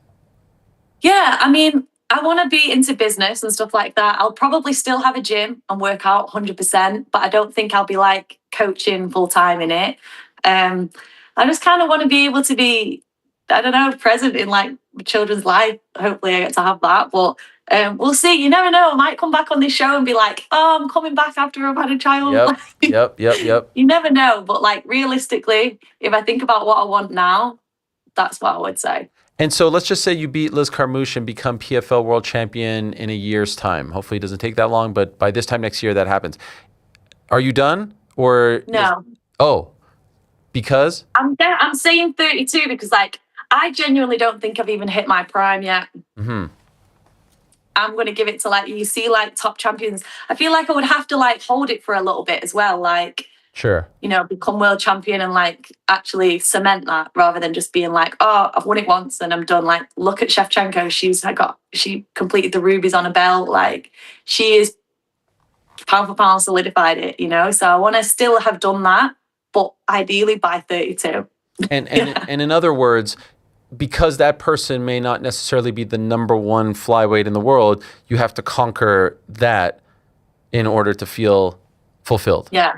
Okay. This is very interesting. Will I ever feel fulfilled is another thing. Okay. Wow, this is getting deep. Why? Are you someone who's eternally searching for that next thing? Like you're chasing the dragon? Like, but all those fighters are like, how many people have said like, oh, I'm retired now, I'm done. And then like in a year's time, they're back. Like we can't let that go. You see it in Thai boxing, like a lot of fighters that were fighting at my mum's time are like coming back and having fights now. And she's like, just let it go. Like, but we can't, we have that in us where we're just never ever satisfied. That's why we do this sport. We've got that, like, there's just something about it that we love that draws us in and we can't let it go. Do you feel like the wins, like the thought of the wins are actually more exhilarating than the wins itself? For example, on the Sunday after a win, is that high not as great? And is that what keeps you searching for more? Yeah, like I won the 2024 tournament and I thought I was just going to like feel on top of the world. And I was just literally over it within like 2 days, which I was the same with any normal fight that wasn't for a belt. And I think that might possibly be why I'm not bothered about the belt, because winning a fight is just winning a fight for me. Like that makes me happy. So like the belt, I witnessed not making my emotions any more like, I don't know, any better. So for me, I'm just like, want to get in a fight, win. And that like, is it? Yeah. You know, you talk about retiring and coming back, having a baby and then coming back. It does remind me of a fighter who fought in 2016, had a couple babies, and then came back very recently, Ronda Rousey, who, as we talk about criticism, all of a sudden there's a tweet from Dakota. I was like, is this the actual Dakota account or is this a fake account? Here you are calling her out. Me. That was you. Okay, so can I ask you what compelled you to respond to her, so to speak, after she made these comments regarding Khamzat Chimaev? I think, honestly, it just hit a little bit deeper because I was like really inspired by her and the athlete and person she was. And I think because she's a woman, it related to me a little bit more. I just think like this sport, like we complain so much about like going into personal things and people's personal lives and when we're selling fights, and we just don't think there's a line that should be crossed with things like that. And then as a mother, for her, like, imagine I just don't think she should have made that comment, honestly. And like even people, it's not even a Chimaev thing, like whoever she would have said that to, I just don't think publicly that should have been a comment she should have made. And I just feel like I wanted to say something because I didn't agree with it. You know, I'm not inspired by other people that come out with stupid comments. So, I mean, I would have my opinion on it if I was asked, but for somebody that I've been inspired to for a long time, it was a little bit disappointing to hear her come out with something like that. And what was the reaction? What kind of response did you get to your tweet? Do you know, I've had like quite a few messages, honestly. Straight away, I had like somebody I knew from like PFL that was one of the staff messaged me and said, my daughter's just recently had surgery. There's different levels to like cleft palate, but she'd had surgery to correct something, and it really like meant something to them that I'd come out and said something like that. So, I mean, they're the type of things, like one day I might have a daughter that suffers with that and someone that I'm inspired by has like come out publicly and mocked someone for it. Yeah. No, you're 100% right. Other ways of selling a fight. I just think she crossed the line a little bit there. Like I was so happy with seeing her come back and she's doing amazing things aside with the MVP shows and things like that. But that was just like a line that I didn't feel should be crossed for me. 100%. I know she felt some sort of way about his comments, but there was no need to make a comment about his appearance. Yeah, and I feel like why stoop to their level? Does she want to be like another Sean or another Chimaev who talks rubbish like that? She doesn't need to be that. She's like, everyone's gonna think, this is Ronda Rousey. Look at what she's done, and now she's gonna come back and be remembered, in my mind, for coming out with something like that. I just feel like it ruined it a little bit. Can I ask, did you watch the fight? And if so, what did you think? I watched it the next day because I was in the UK. I wanted to see them fight. I wanted to see Ronda come back, honestly. So I wanted it to be a little bit longer, but at the same time, that's what she's best known for, So I knew she was going to come out and do that. But yeah, the show looked amazing anyway, aside from that. I was just going to ask that. It's been a while since we've had a new kid on the block, so to speak, in MMA. What did you think of the show, and do you think this is good for the sport to have a potential new promotion out there? Yeah, for sure. It looked amazing. Honestly, it really did. I was gutted that I didn't end up going, but were you invited? I think at the beginning they said they were going to give me tickets, but then I ended up going back to the UK, so I didn't attend anyway. But yeah, I think I was excited to see Nate back, so it was nice to see some old faces back. But at the same time, I want to see a few more relevant fighters on it that are fighting now. Would have been good to mix it up a little bit more. So yeah, I think it's good for the sport. Yeah, we need more. We do need more. Now Scott Coker is in the sport. I saw that. Back. Yeah, honestly, I didn't really know who he was, but I was talking to my coach about it at the gym. You didn't know Scott Coker was Dakota? Wow. Bellator, Strikeforce? Well, I wasn't in MMA at that time. Have you ever heard of Strikeforce before? I don't think I have, no. Obviously Bellator, but not. You never heard of Strikeforce before? Come on, Dakota. This is worse than when we quizzed you with the Man City. What are you talking about? Sometimes it's better to lie. No, I appreciate you saying this. I'm not going to lie. I'm not going to sit here and be like, yeah, I know what that is. And then you ask me another question, I'd be like, I don't know. So tell me, what was your favorite fight? Do you know Gina Carano versus Chris Cyborg? Have you heard of that one? Yeah, see, I didn't watch MMA at that point. I know about that fight, obviously. But that's why I said Ronda was the first female that really caught my eye in this sport. Okay. Yeah, for sure. Okay, and you looked up to her? Yeah, a lot. So you didn't know who Gina was? No, not really. Wow. When I got into the sport, obviously she's a name that everybody will talk about. So I got to know who she was, but I wasn't around knowing a lot about all that kind of stuff. I was in Thai boxing at that time, so. Wow, that is wild. Sometimes I forget. Yeah. I mean, there's YouTube. You can look things up. Who's guiding you over there at ATT? Telling you know what, Dakota? Do you know what? I just love to fight. I'm actually, I'll watch the fights on the weekend, but I am not one of these fighters that's living and breathing. 24. Yeah, I'm really not, which probably sounds really bad, but... No, I think that's pretty healthy, actually. Yeah, I'm in the gym, training, fighting, doing my thing, and then that's really it. So I'm probably not clued up on a lot of things. So there might be times probably at ATT, which is such a big gym, fighters are coming and going, where you don't even realize that there's a legend right next to you. Maybe. I mean, has there been times where you saw someone and someone's like, oh, do you know who that is? And not known? No. I feel like the people that are training on the mat and in the gym are people that I'm clued up on. So, okay. I mean, yeah. Are you full-time in Florida now, 100%? Yeah, I travel a lot, but yeah, I'm here full-time, yeah. And how much do you miss home? Miss home? Miss family, so much. I'm constantly flying back and annoying them, but it's okay. Cody arrives this week, so he's going to be here for the rest of my camp. So I feel like they're so good with coming over, seeing me, keeping me company. Yeah, 27-year-old baby, they call me. And when's this movie coming out, the Bulgarian movie? There's been a little bit of a delay on that. Oh. So not sure on the date right now, but I think it is it's all filmed. It's all filmed. They're just waiting to get the final checks on it, and then they can release a date, but they won't give me any more information until it's completely signed off. And did you have a speaking role? Yeah. So you can a speak. Bulgarian speaking Wow. role, which I'm not even fluent. And I can read and write, but very basic and very slow. So it was like I had to learn all my lines, like learn them in English and then learn them in Bulgarian. And it was a lot, but I did it. I was really proud of myself. How would you say I can't wait to fight on July 31st? Oh, don't get me to speak Bulgarian. I've never really, I don't know if I've ever heard Bulgarian No. before. Just that line. No, I can't. You can't even say one line? No. Do you know how to say that in your You mind? make me go bright red. Do you even know how to say that in your mind? Like, can you say it No, internally? I know how to say it, but I just you just won't catch me speaking Bulgarian. Wow. Do you have any family member who only speaks Bulgarian? No, well, no. Yeah, Okay. my family in Bulgaria don't know the English a lot. So when we go over there, it's like we have to speak Bulgarian to them because their English is like so basic. But for us who have like not been to Bulgaria for a while, we forget a lot. So it's like when we go over, it's for the first few days it's really broken, and then after that Yeah. we get better at it. But my dad as well, he'll speak English because he's been in England all of his marriage. So for him, it's like he doesn't really speak Bulgarian that much, and then we don't. So it's like we forget a lot, but we can speak it. We can keep a basic conversation. If you were to ask one of your family members in Bulgaria for a cup of tea, how would you ask them?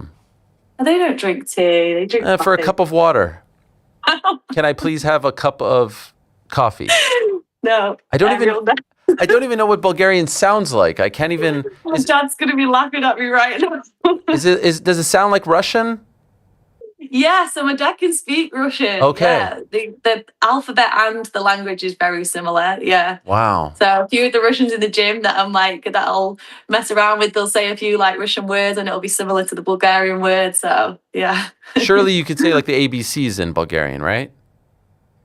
So yeah, I can, but you Americans don't have. Well, and First of you're all, not American. well, I'm actually Yes. both. I'm both. I'm dual. It's okay. It's okay. You don't have a lowercase alphabet, do you? A separate one? So you don't say A, B, K, D. What is that? Why is that lowercase? What do you mean? We have A, B, C, D, E. Yeah, so that's like capital letters. We have a lowercase alphabet as well, so you have to know the lowercase alphabet in order Wow. to be able to learn Bulgarian. So there's two alphabets. Yeah, so we have like capital letters, and then our smaller letters are different. They're wrote different and they're said different. Serious? Wow. Yeah. Wait, so if you were to I like only spell learned- your name, so the D in Dakota would sound different than if like there was a D later on in your name. Yeah, so if I was to write my name, it wouldn't be Dakota. I would write it with D, a capital D, Mhm. and then I would put A, K, O, T, A.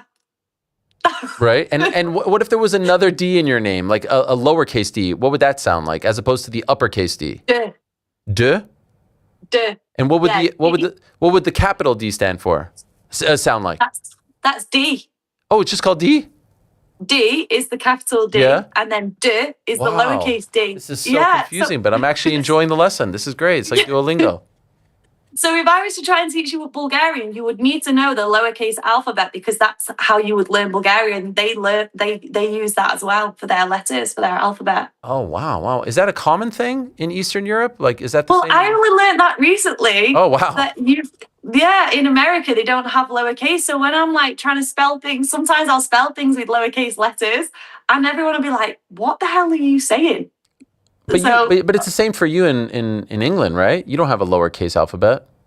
Yeah, that's what I'm saying. English and Bulgarian Okay. both have lowercase. You said America. But America don't have lowercase, right? Yes. But the UK doesn't have one either, right? Yeah, we do. You do? Yeah. What are you talking about? What's the lowercase alphabet in? I've never heard this before. In the UK? A, B, K, D, E, T, R. Like they're all our letters. Yeah. Wait, in the Queen's English? What are you talking about? I've never heard of this. This is the most insane thing I've ever heard. In England, if you're in If school, we were to say our alphabet in lowercase letters, that's what it would sound like. Whereas you guys don't even have a clue what lowercase letters sound like. how you've lost me so.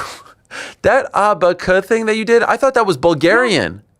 No, that's English. Oh. All lowercase letters, but the Bulgarians use that as well.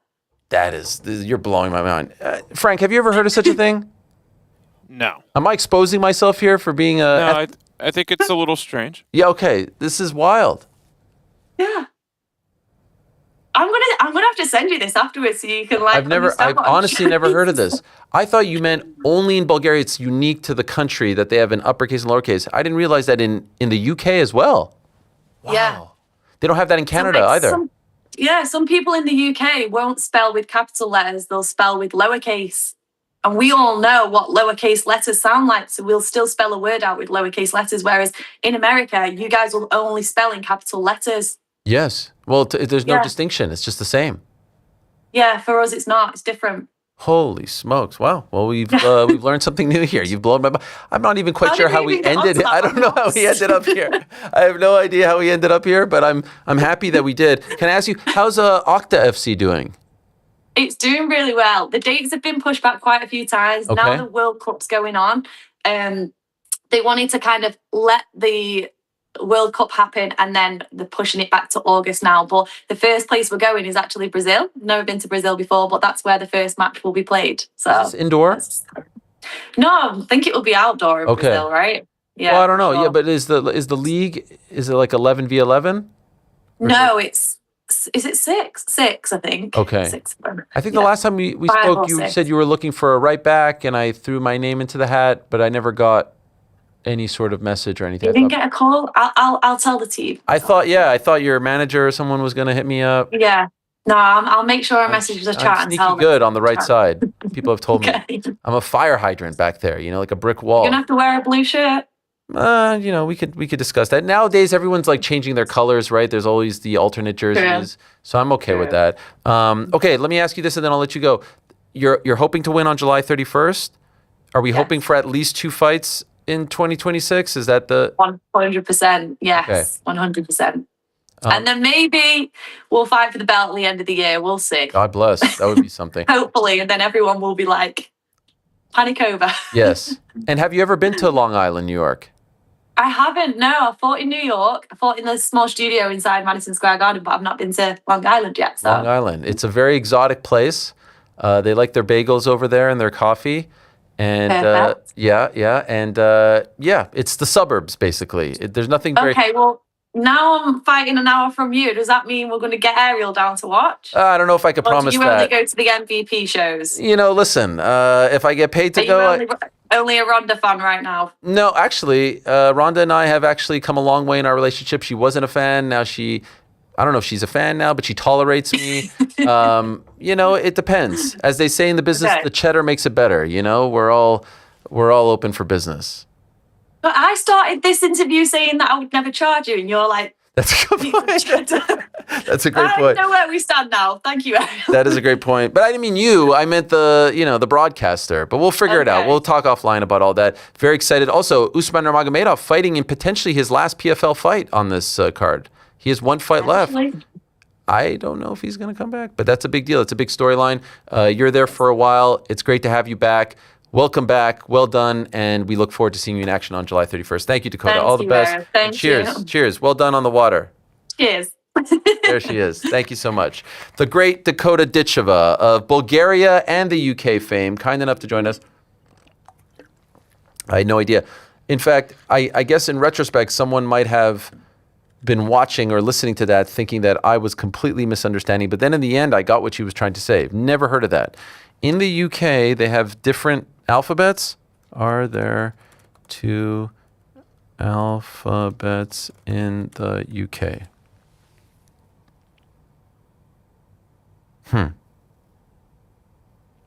Frank? Do you normally pose questions to Google like that?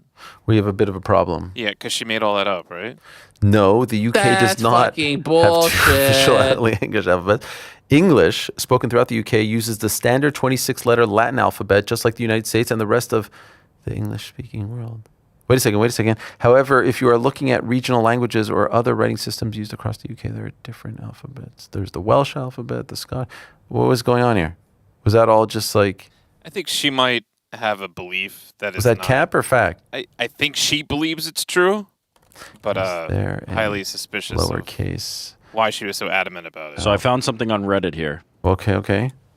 What is this? The question was, do the British have different names for the letters in the lowercase alphabet? And then there was somebody talking about an American being taught by his English father. Somebody, and this is from a thread 7 years ago, said, he's probably confusing the names of the letters with the sounds as taught via synthetic phonics, where learning letter sounds is distinct from letter names. For example, not M. So this sounds like what she was saying. Synthetic phonics as a system for learning lowercase letters. But it's technically not a secondary. It doesn't sound like it's a second alphabet. She was just trying to throw shade on us Americans. Yeah. I That's how she started. Well, I can't give you the alphabet because you're American and you don't understand the alphabet. That's literally what the thesis was. I don't know if I've ever actually heard Bulgarian before. Like, Yeah, neither have I. I've never actually. I was thinking of, I might have.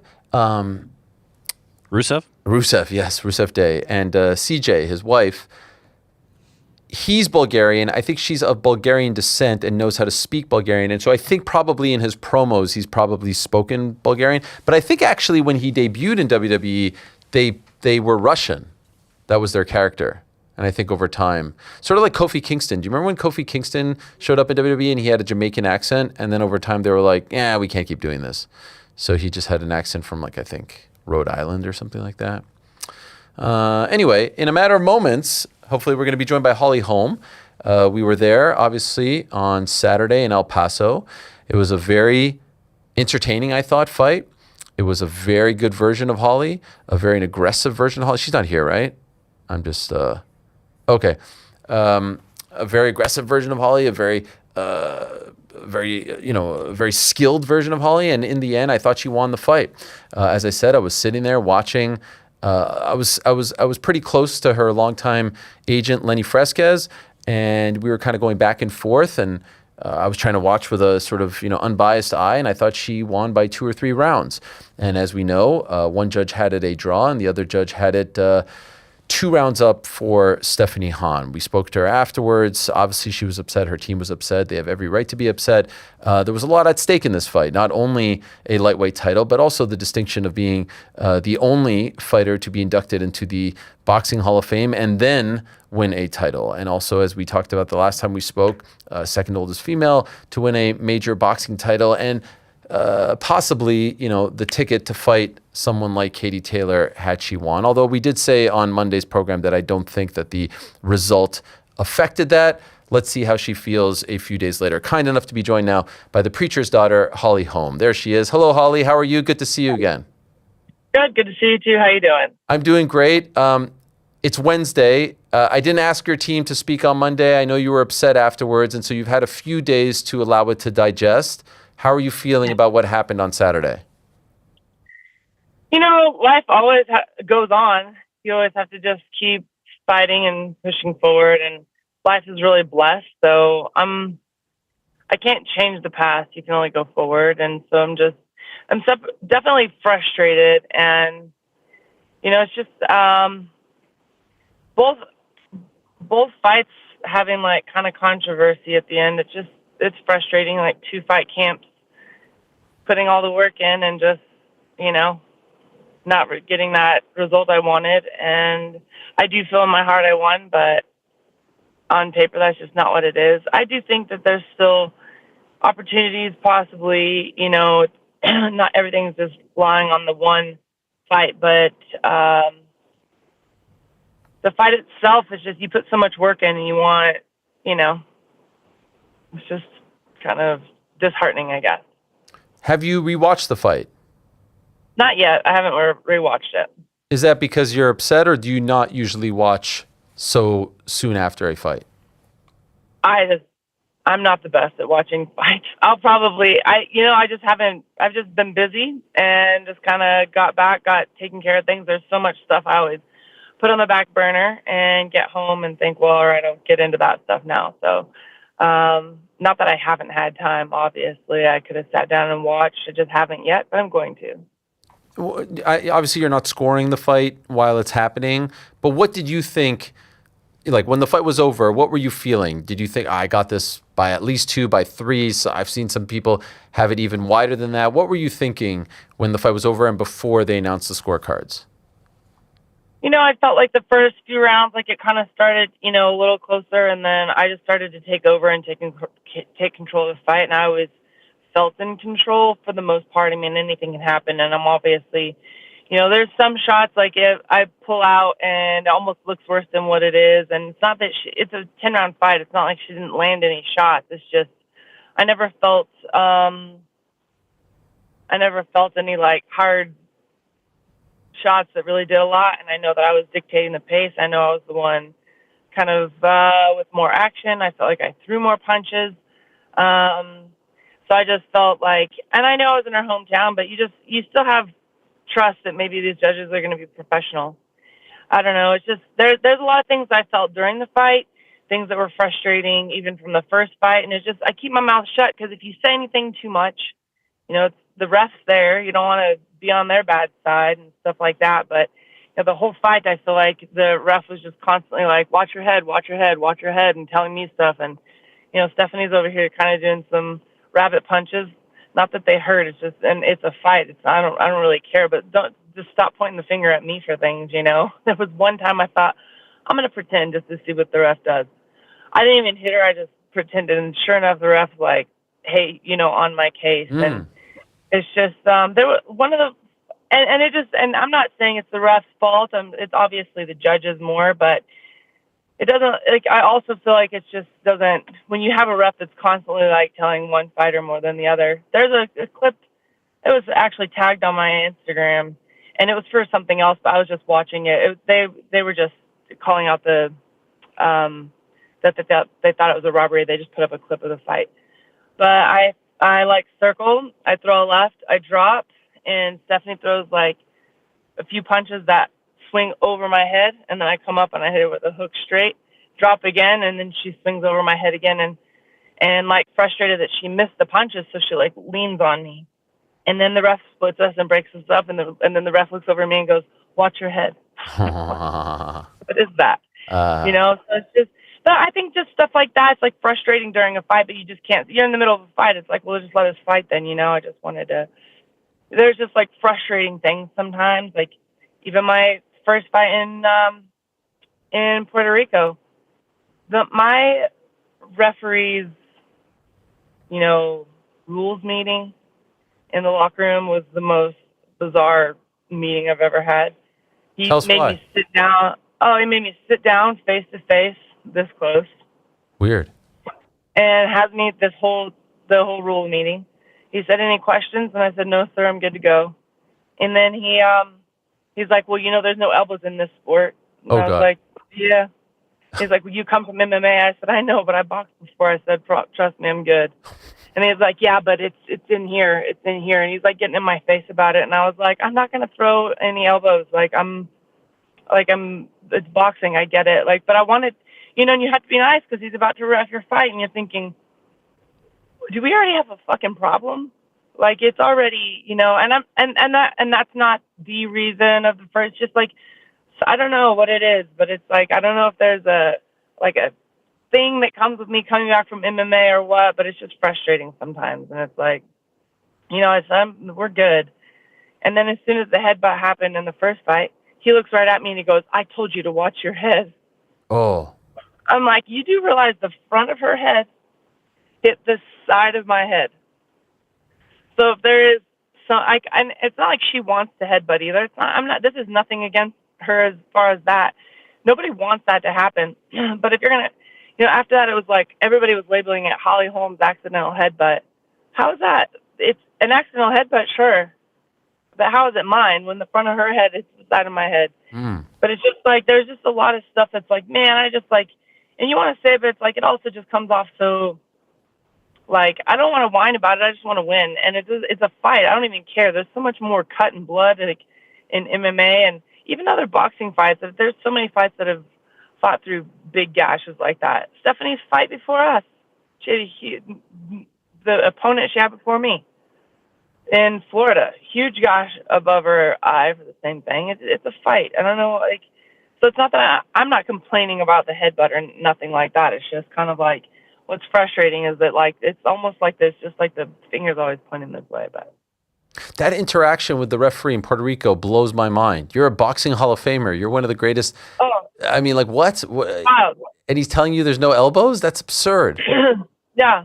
He's like, there's no, and he's like, yeah, but it's, and he like, I'm telling you, you can ask. Steve Garcia was actually in my corner for that fight, and he was like, what was that? I'm like, I have no idea. Like, but what do you can say? You're about to go in there, and you don't want the ref to be mad at you, so you just kind of got to, like, listen to it. And I'm telling you, I was like, I'm good. I'm not going to be throwing anything like that. And that's when he literally gets in my face, and he's like, yeah, but it's in here. Wow. It might just come out. And I was like, I'm not, like, I'm good. Trust me. It was wild. I know that still has nothing to do with how the fight went. None of that. It's just that sometimes there's just things sometimes that just are frustrating. I'm just I'm frustrated with some things, over the last 2 fights. But honestly, it's like I know that I still have opportunities going forward. Life is good. I'm blessed. Just keep trucking. So I just said before you came on, I said this on Monday as well, I thought that was the best version of you that we've seen in quite some time. Like, I was going several fights into your last UFC run to try to find, when did Holly look this good, this aggressive? You just looked on point. It's like you turned the clock back. And so I say that, and then I also ask this question, because you feel somewhat bothered by all of this, and dare I say disgusted by the scorecards and the interaction in Puerto Rico, is there any part of you that's like, I don't need this anymore? Like, this is not, if you're going to rob me of moments and of history, what's the point of going through a whole training camp? Do you feel that at all? I think my thing is I really, where I'm at, like, mentally, emotionally, physically, I felt in great shape. I could have gone more rounds, which then sometimes it's like, well, okay, I should have done more, like I should have just gone all the way to, which, I also don't want to keep just like, oh, I have energy and go with like, just like brawl for no reason either, so, but I felt in great shape. And I know people talk about my age a lot, but I just did 10 3-minute rounds. That's longer than a 5-round MMA fight. It's, and I felt actually really fresh. I felt good. I felt good and in shape physically. That doesn't bother me. Mentally, I felt good. I felt like I won the fight. Emotionally, each fight takes a lot out of you. And that's what's like, gets frustrating sometimes. It's like, man, you put yourself through so much leading up to a fight. And then it can just be like taken from you like that. And especially after coming back to the rematch and having to go to her hometown and dig deep on my own. And, it's like, the first fight was still a little controversial. I was still robbed of my last 3 rounds, but it doesn't, like, for me, I was like, well, okay, I wasn't like in my heart, like, oh, I do think the fight was a heck of a lot closer than what the judges had down there. That's for sure. And that's after watching the fight. But regardless, I'm like, well, I should have done better. I need to do this better. So I'm going to go to the drawing board. I'm going to meet with my team, and we're going to do these things better. And I came back and I did them better, and it still didn't matter because you just put it in the hands of others. And, then there's people like, well, don't leave it up to the judges. Well, yeah, every fighter wants a knockout. That's duh. It's like, of course. Of course. But you would think that they're professional enough to, to see that. And,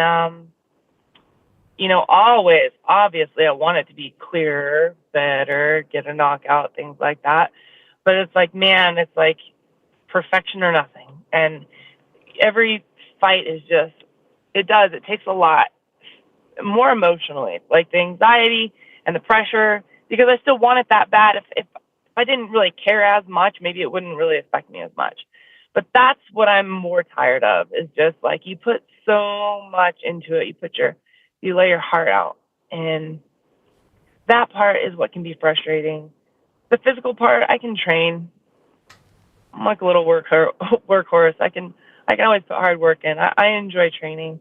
And mentally, I know I'm strong enough to face forward and go and things like that. But man, it's just sometimes it takes a toll on you. And that's what I kind of get a little tired of. It's not that I'm like, not necessarily more like, what's the point? Because the point is that I'm still chasing greatness and chasing, goals for myself. So I still see a purpose and a point of doing it. But, every fight takes a little bit out of you, and that just gets like a little bit tiring. I can understand that. I also wonder, do you agree with the sentiment that this was the best version that we've seen of you in quite some time? And if so, why? Why do you think that was? I think that it's a better version of me that y'all have seen in quite some time, but also it's still not my best, you know. I know I do stuff in training sometimes, and it's like, man, why didn't I just do this and that and this and that? Like, you know, I always want more. But then again, the other person also has their game plan too. Then you have to like let it play out. But I still have the hunger. I still have the desire. I still have the physical ability, and so I do think that is why I showed a little more of who I am. But I just know that I also can do better than I even formed. Oh yeah, no. But I thought it was a brilliant fight, and like I said, Thanks. I scored it for you, and I thought that you most certainly did enough to win it. And even afterwards, I thought Stephanie, you know, tough questions, tough moment, but I thought she was very respectful towards you. Were you okay with everything in the aftermath? The personal respect, like the direct respect I have for Stephanie that's different than anything else. You know, like that has nothing to do with how I feel with the refs. That has nothing to do with all this other stuff. Like I can respect a fighter and not agree with how the decision went. You know, I don't think that there's no disrespect coming from my side to hers or vice versa. And yeah, that does suck to be the person that everybody's like, oh, you know, I don't think that you had that. Like there's, you know, and it is, she has to answer questions like that on her side, but there's no disrespect I have for her at all. Okay. Two fighters chasing a goal, you know. I did want to ask you, because this was mentioned on the broadcast, and I don't want it to seem like I'm giving you a chance to make an excuse, but they did mention that you were in a car accident just days before the first fight, and got pretty seriously banged up. Can you tell us about what happened there and how that affected you in the first fight? Yeah. Well, the thing is I don't ever like to say anything like that, because then people are going to act like I'm making an excuse. And for me, I'm like, I'll be fine. I'm still going to fight. So if that's where I stand, then that means I'm ready to fight. So there we are. But yes, 8 days before the fight in Puerto Rico, I got, and it was my fault.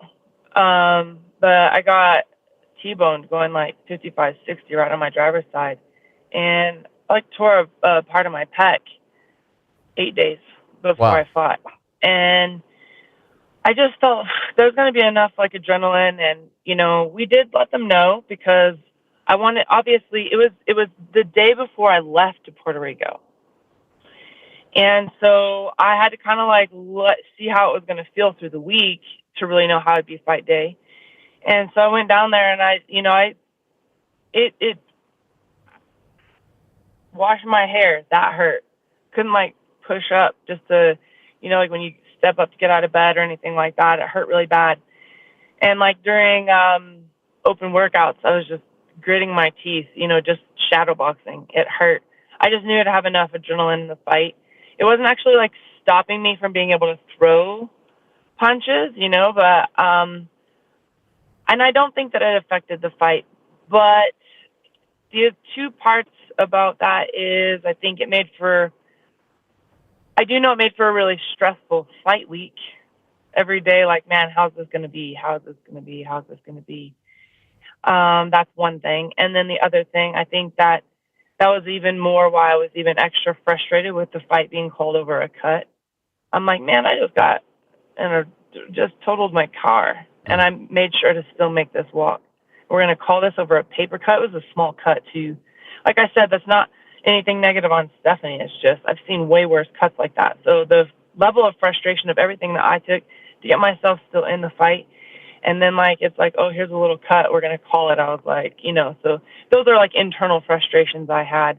But I didn't want to say anything about it, because I don't want people to think I was making an excuse, because I didn't feel it in the fight. There's so much adrenaline dump, and you're so focused, you know, in the fight that wasn't it. But definitely, I mean, I did tear something in here, and yeah, it was frustrating. And like I said, it made for a stressful fight week. The first time I actually threw punches on, like real punches, after getting the wreck was the morning of the fight, when we did our little shakeout workout. Wow. In the hotel room, and I was like, well, I could hit that. I mean, it was sore after, you know, get hurt to do it, but I was like, yeah, it's gonna be fine. I can push through this. Like, I can push through some pain. It was just pain. It's not that it didn't work. Does that make sense? Yeah. Like, it was like, okay, it's going to be painful, but like I can still throw punches, so I'll be fine. So I was like, we're in. Let's go. How does it feel now? Like did it fully recover? Yeah, fully recovered. It definitely took some time. I gave it some time, and then I'd go back and train, and I'd be like, all right. And then, I'd go hit mitts, and I'd want to hit hard. And it's like, don't overdo it.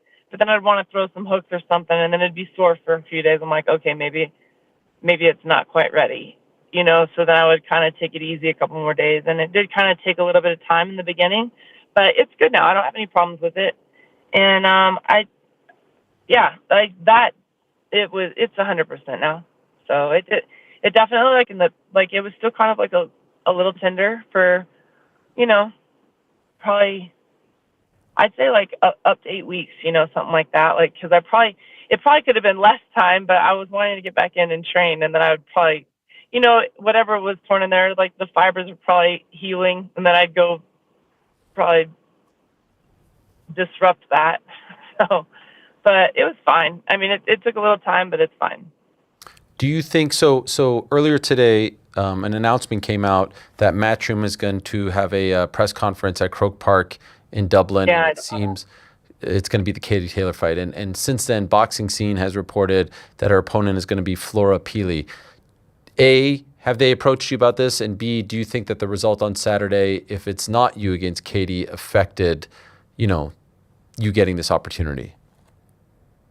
I think that if they're already about to make an announcement, they've probably already been in negotiations, so that the fight probably wouldn't really have mattered. But I mean, everybody wants to be able to have that fight with Katie Taylor. She's only got one more. I think at first or before, when they don't know if it's her last fight, it's like, well, I would like to at some point.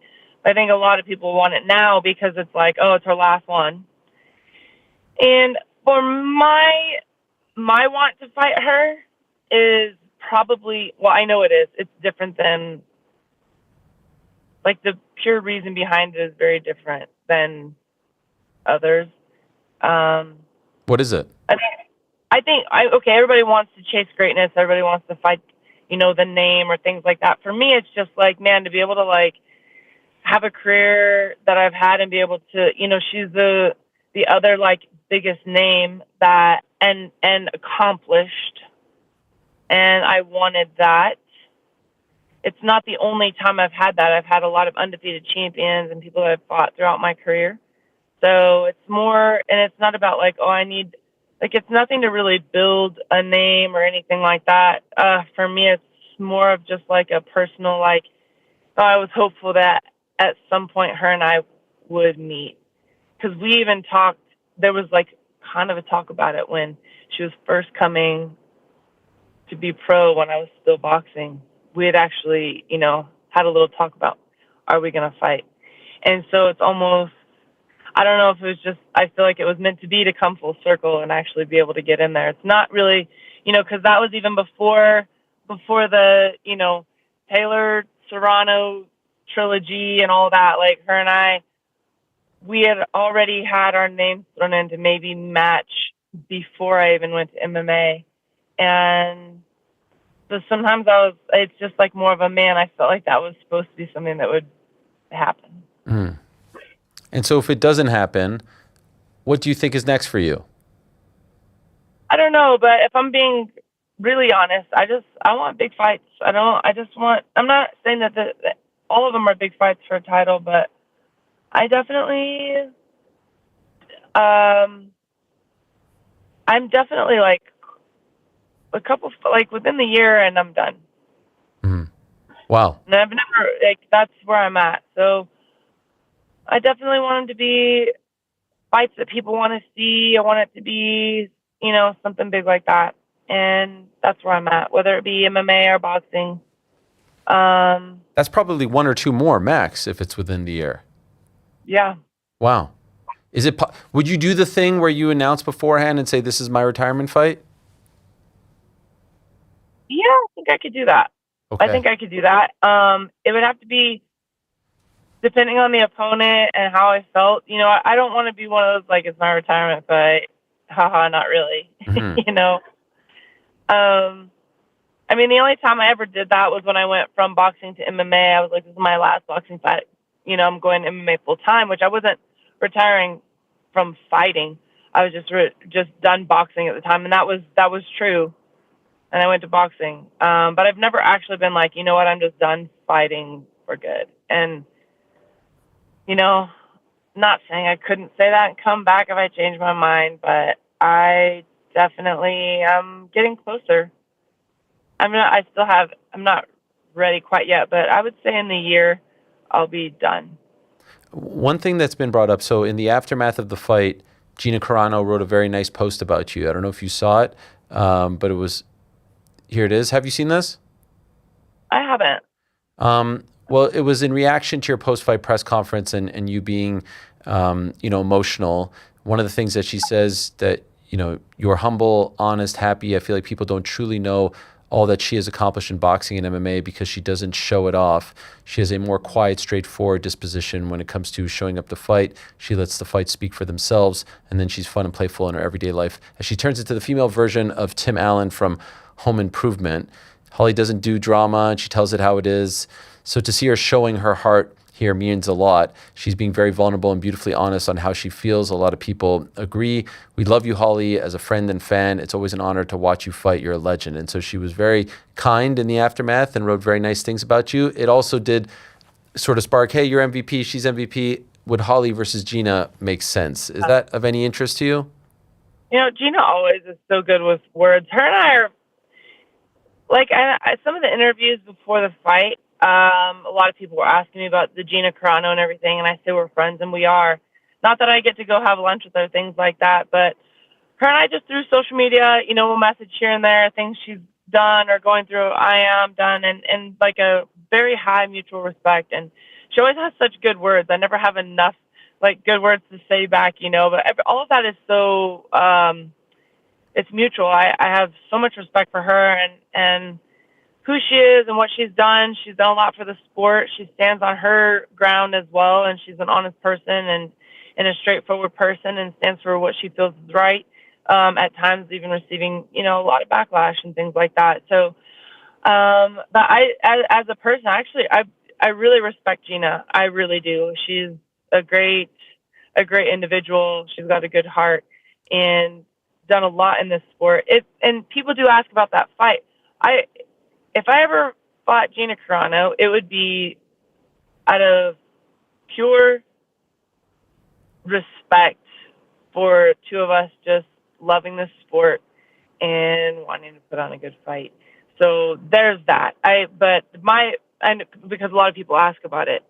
So I would only if it was a, mutual agreed, but also like it would be out of pure respect for her. I have a lot of love for Gina Carano. What, in your heart of hearts, what would you like to end on, MMA or boxing? Does it matter? I want to end on an awesome performance. Okay. I don't care what that is, I want to go out there and make a statement, which, I want to do that with every fight. But if we're talking about, if that's like, oh, how would you want your last fight to go? I'd want it to go awesome, I know you were locked in, but as you were doing media, and I think it was after our interview, on that same day, Ronda Rousey was doing media with Kay Adams, and she sort of replied to something that you said on the show. Did you happen to see this answer from Ronda? Yeah. She said she'd clean my clock or something like that or whatever. Yes, I was going to play it for you if you hadn't seen it, but now I'm not going to play it for you. And so I do wonder, what did you think when you saw that? Yeah. Well, okay, the thing is, I say, the whole reason why it was a huge upset is because she was such a dominant champion, and you won't ever see me totally smearing her name or anything like that, and you won't. But banter like that is what I thought too. Honestly, yes, of course. I was who was I with? I was like, yeah. That's what she says, but I was like, before our last fight, she also said she thinks she's gonna move around, hop around, and then kick me in the face and knock me out, but it ain't gonna go down like that. That's how it went down. That's what I was thinking in my head. It's like, well, you can say one thing and actions are another, there's just, she's always going to be more of that type of person. And, the thing is, I've always said I'll rematch her. That's the bottom line. Like, she doesn't want it. She's never wanted it. And that's all right. That's all right. But Say you don't want it. But you say she doesn't want it, but then she said she would have, or she would clean your clock. And so Right. that would Well, then suggest, right. no?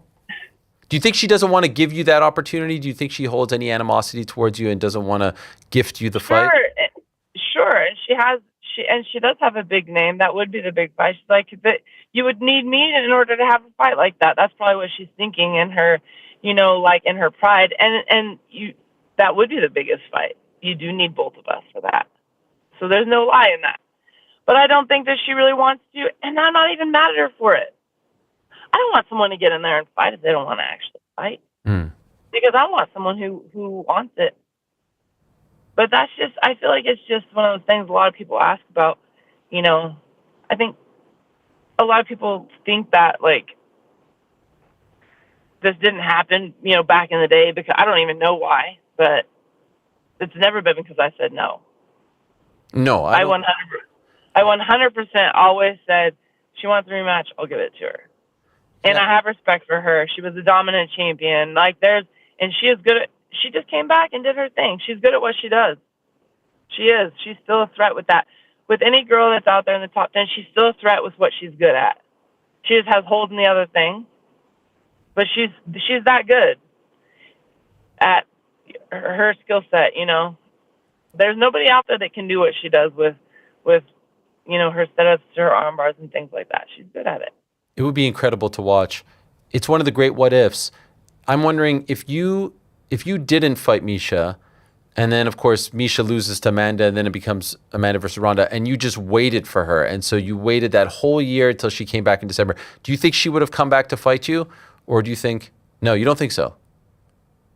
I don't think so. But okay, even if she, oh, my thing fell. I have to just hold it. So the thing is,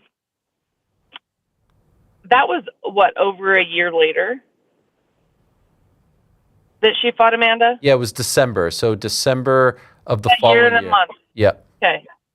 So that's the thing.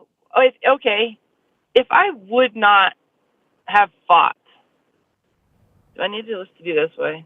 Sorry. Yeah, no, it's all good. I'm a little computer illiterate.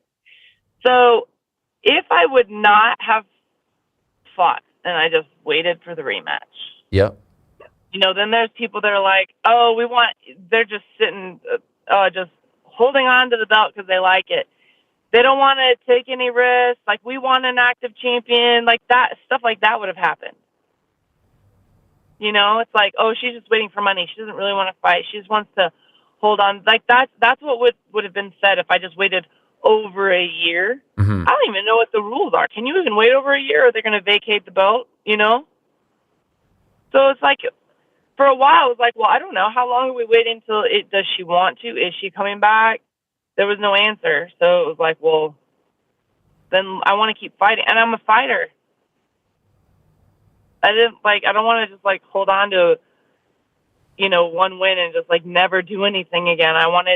My goal was to go back and win and defend the belt. And yeah, talk about that was frustrating at the time, go from a real big high to a real big low and things like that. But it's like, I wanted to keep fighting, and I was a champion. I was supposed to. That's what you do. So it's like,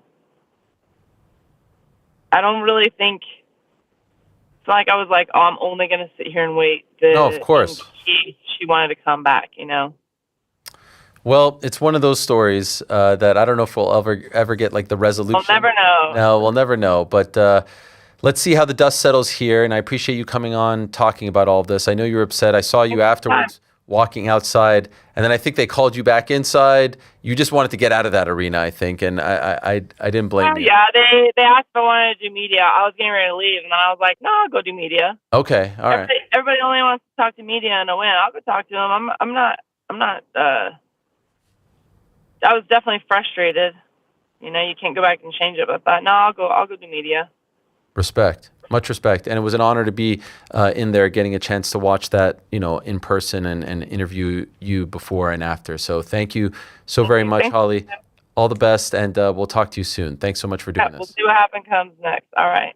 Thanks. Good luck. There she is, Holly Holm, a class act, pros pro. You don't hear that often, but she's right. You know, the mentality is everyone wants to talk to media after win. There are some who believe win or lose, you gotta speak. So well done. It was a very busy Saturday around the world of combat sports, and we talked about on Monday's program how BKFC had a very successful show over in the UK, Birmingham to be exact. And to me, the highlight was the debut of Darren Till. I think for the longest time, we didn't think Darren Till would ever fight in bare knuckle FC. And though he did that, and it was a little dicey at the beginning, but he figured it out in the second round and knocked out Aaron Chalmers. The founder, the owner of BKFC is David Feldman. He's kind enough to join us right here now to talk about that and a whole lot more. There he is. Great to talk to you again, David. Thank you for joining us. And off the bat, happy anniversary. I know yesterday was the 8-year anniversary of BKFC. That's an incredible, incredible distinction. Absolutely, man. Thanks so much for having me, Ariel. Yeah, it's been a roller coaster 8 years, but we're still going, and we're still going in the right direction. I bet there was a point, maybe, tell me if I'm wrong, where you thought you'd never see 8 years? I mean, there's points every week that I don't think I'll see the next year, but at the end of the day is we're fighters. We have a fight promotion. The company itself is fighters, and we always figure it out. So how was that show? I heard over 7,000 fans there. It seemed electric. Darren's debut. Just in general, it seems like you've really found something in the UK. There's a great fan base there, right? Yeah, it's a tremendous fan base there.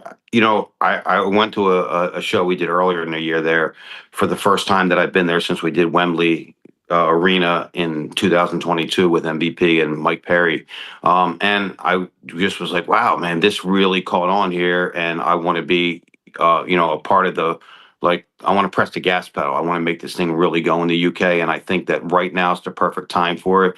I'm talking to a lot of the big guys over there, and they're all very, very excited about the sport of bare knuckle right now. It's very big over there. There's multiple promotions over there, but we're leading the charge, and we're signing a lot of big names. We have a lot of former boxing world champions that we're talking to right now. We're going to do a very, very big show in Manchester on September 26th, and that's going to be the start of some really great things in the UK. We didn't speak after the Darren news was announced, and so I'm wondering, how hard was it to get that deal done? Because it feels like you guys were flirting for quite some time. Yeah, I don't know if he really wanted to do it at first, but, we talked and we got there. He has a good team with him that I was able to talk to, and Lee Eaton was one of the guys that put this together for us. He's also big with Queensberry Boxing over there. So it was, once I got with him, it was kind of easy to get the deal done because he understood how to get deals done. Good guy. And Darren wanted to do it. And I think, he was a little shaky on it, didn't know if he really wanted to do it. Did get tapped in the first round, got dropped, got back up, and scored a very nice knockout.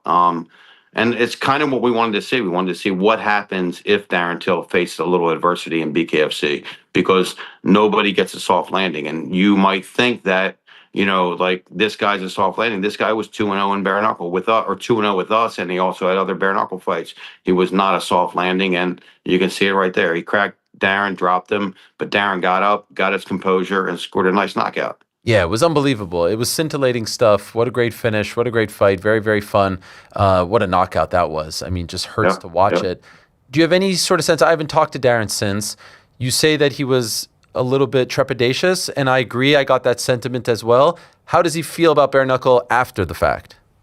Unbelievably excited, really, truly excited. Well, I mean, we're talking all the time. I didn't see this from him at all prior to the fight, but now it's just like, let's take this over. Let's see how we can do. Let's talk about our deal. Let's get this thing going in the right direction. So he's happy. We're happy, and we think we have someone good, especially for the UK over there. Can I ask, how many fights did he sign for?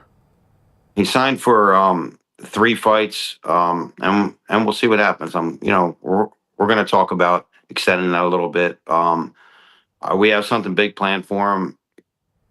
Tentatively, a couple different names for that September 26th show that we're going to do, and just want to get him back in there. We got tremendous viewership, tremendous social media engagement, tremendous online engagement. It was really, really unbelievable. So very excited about him, especially for the UK, like I said. That September 26th show, where is that? It's going to be in Manchester at the AO. Okay. Wow, that's a great arena over there. Yeah. I've been there. And so you talk about big things. Can you tell us what you're thinking of, what you got in the works? I can. I mean, I'm working on it right now.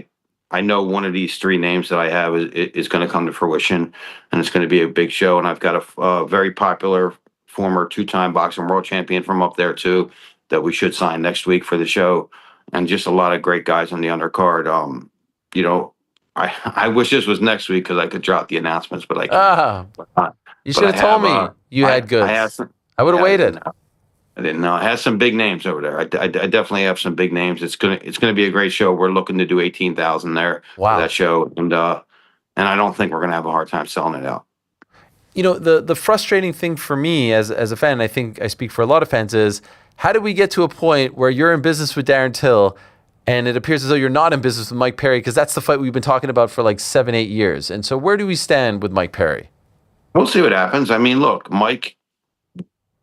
I think we both really helped each other. 100%.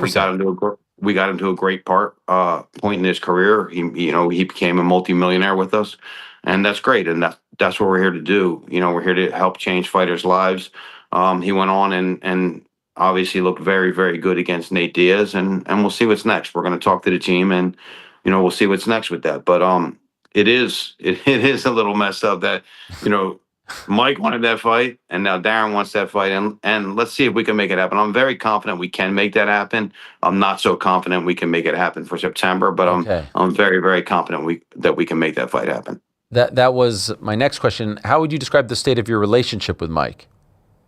I mean, I think it's good. I don't know how he feels, but he, like I said, we had a very good relationship. We let him go, and contractually, he still has 2 fights with us, and we let him go and do what he had to do. We knew he was going to get a lot of publicity with the Nate Diaz fight. We knew he was able to make some money, and it was a good opportunity for him. So we'll see. I mean, look, whatever happens with Mike Perry, I wish him the best. I feel like I had an impact on his life personally. We had a lot of talks, and I think I had an impact on his life personally.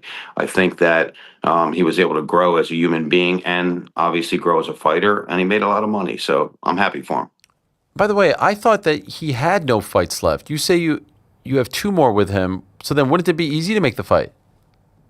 It is, but it's a little difficult with the way that we had the outs in the contract. But we'll figure it out. Like I said, hopefully we can get it done. And if we can't, we're going to move on. And there's a lot of guys that are very excited about bare knuckle fighting right now. It took us a long time to get to a point where we were accepted from everybody, and everybody thought that this was a great sport, especially like in the UK and internationally. It is completely blown up there. The viewership over there is just tremendous. A lot of the different things that we're going to do, a lot of the places we're actually going to be announcing 2 new countries on Monday and Wednesday of next week that we're going to be doing shows in.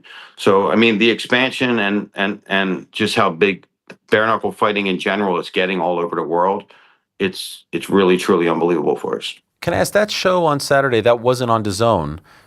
It was, I think, for us in America on the app, right? Why was that?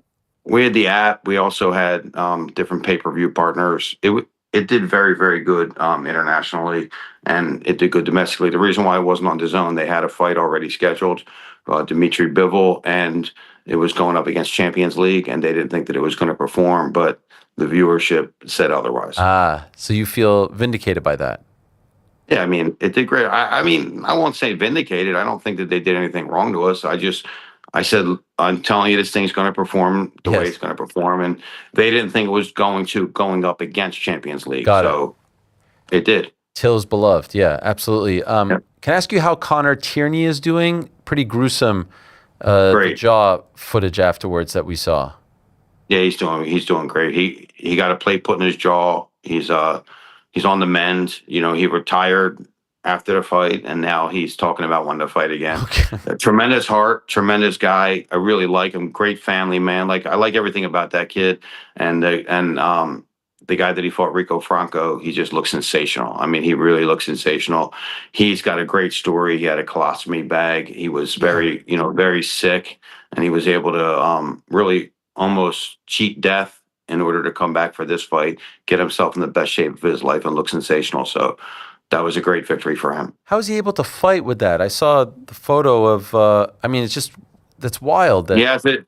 He has it kind of plugged up and then patched. golly.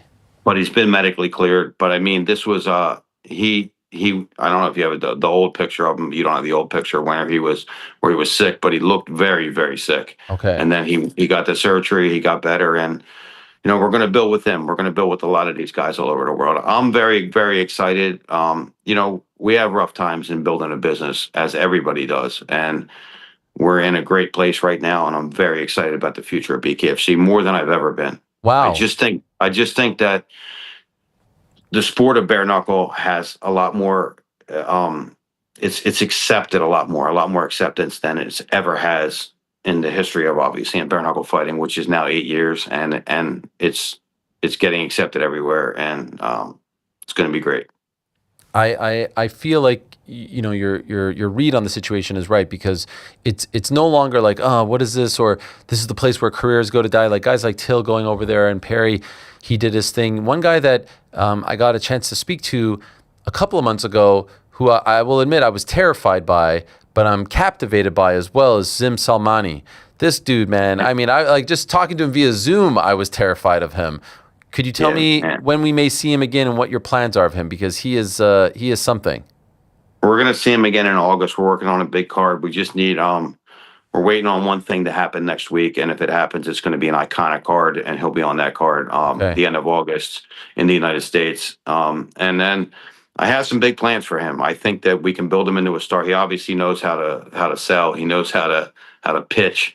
And he can fight. So he has really everything that we need. We're definitely going to build him into a star. And I think he already started. Obviously, coming from the WWE, he knows how to sell a fight. Yeah. I want to ask you about a couple of items regarding the company. One, is it true only boxing shorts now? No more Muay Thai or anything like that? And if so, why? No, that's not true. That's not true. Okay, I read that. Not accurate. You can wear whatever you want. Yeah, I mean, basically whatever you want. We're not uniforming, but we are just tightening it up a little bit. Don't uniform, Dave. Come on, we don't want the uniform. No, we're not uniforming. Okay. I mean, I hate that word. It's part of the reason why the fighters, look, I give them opportunities to sell sponsorships, and a lot of other companies don't. I mean, I want them to make extra money as long as it's not competing with the sponsors that are funding us to be able to fund the company. Okay, that's the tightening up that you're referring to? Yeah. Okay. The tournament, the $25 million tournament, now 2027, where do we stand with this? That's great. It's great. I mean, is it happening? We'll have 100% announcement within the next 2 weeks. Signed the deal last week with the network. It's signed, sealed, and delivered. It's gonna be announced within the next 10 to 14 days. We're just working on with the network for the which network? The Zone? For the timing. Or another network? Another network. Dave, this is like the sixth thing that you've told me you can't tell us today. This is crazy. This is one big tease. I mean, I have an obligation. Is it a big network? It's a big one, and you'll see it in 2 weeks. It's going to be very, very good. It's good for the company. Look, at times, I told you how that $25 million tournament started. I just kind of threw it out there, and then I had to go back it up, and it wasn't as easy to back up as I thought it was. It wasn't as easy to put together, but it's finally all the puzzle pieces are together, and we're ready to make that announcement. Obviously, you're tied to Conor McGregor. He's back. You were telling us for a long time that he was going to come back. My understanding is he has 2 fights left on his deal, and he didn't have to sign an extension. Have you guys just talked casually about, hey, what would life look like after that second fight? Because even his manager, Adi Attar, said, we want to come back quickly. We don't want to wait around. And so by this time next year, he could conceivably be free. I mean, he could be. He could be. Look, I want him to do what's best for him, for his career and what he wants to do. I think what he would want to do is help skyrocket a company that he's involved in. So we had talked about that in the past, and he said, I'm definitely going to be doing this. I'm definitely fighting bare knuckle. So I don't want to get in the way of what he's doing right now with the UFC for this fight coming up and get in the middle of their promotion. But I would not be surprised if after his second fight, his third fight then would be with BKFC. Okay. I would not be surprised at all. Wow. That would be wild. I do wonder, this is your first time working with him while he's preparing for a fight. Is he more like, don't bother me now? Has he been as involved? Do you still hear from him? Yeah, I mean, he's not coming to the fights as much. Sure. Obviously, he's not posting as much. He's concentrated. But anytime I reach out to him, he gets back to me for any type of business decisions that we need to make that I want his advice on, or and he also just reaches out to me to talk about other things. He's super focused. He's living in his gym, literally living in his gym. He's super focused. He's but like I said last time, but this time it really truly is now the best Conor McGregor that I've ever known. Will you be attending on July 11th? Yeah, I'll be there. Yes, okay. for sure. When's the last time you went to a UFC? Was it the time you went up to Dana White? Yes. Wow. How long ago was that? Was if my memory serves me, Atlantic City? Was it 2012? 12 or 13 years ago, yeah. Golly, that is okay. Are you going to walk him out, perhaps? No, I'm not going to walk him that out. would be some kind of scene. Can I ask you about Frankie Edgar? Last week competed in RAF, and he had this to say to MMA Junkie, that the experience with you guys left a bad taste in his mouth. He said, they waved this big purse in front of my face, then I get all in. I'm a week away. They pull it out from me. I just felt like I got done dirty. That just pissed me off, honestly. Well, I mean, look, like I said before, we were looking out for the safety of the fighters.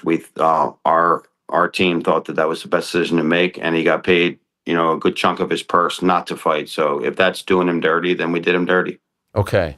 Would you ever consider having him back, or do you think that ship has sailed?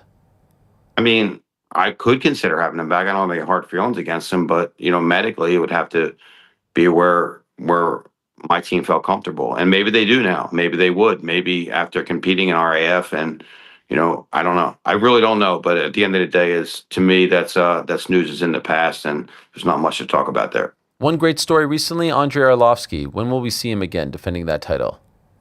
So Andre injured his hand, and then when he got the surgery, something little happened in the operation. He had to get it redone. I was hoping he was going to come back in September, but it looks more likely towards the end of the year. Okay. We met a young man named Alex Terrible. Oh, he gave me this. Terrifying, man.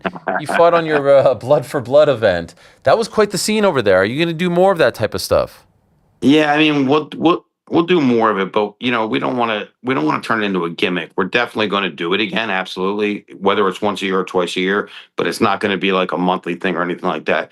It was something like, I'm not into that kind of music at all, but watching the event, I was like, wow, this is very much a well put together event, and it really worked. It just worked with their fans and our fans, and it was a great event. Danny Wimmer is the guy who put together the music festivals. We had a great partnership there with him, and we're definitely going to do other things. But Alex is, I think he got tested in that fight. He found out that he can't do this part-time. So next fight that he is going to do with us, he's going to make sure he's not on tour, obviously, and then he can concentrate on fighting, because he definitely fights better than he performed that night. Is he open to that?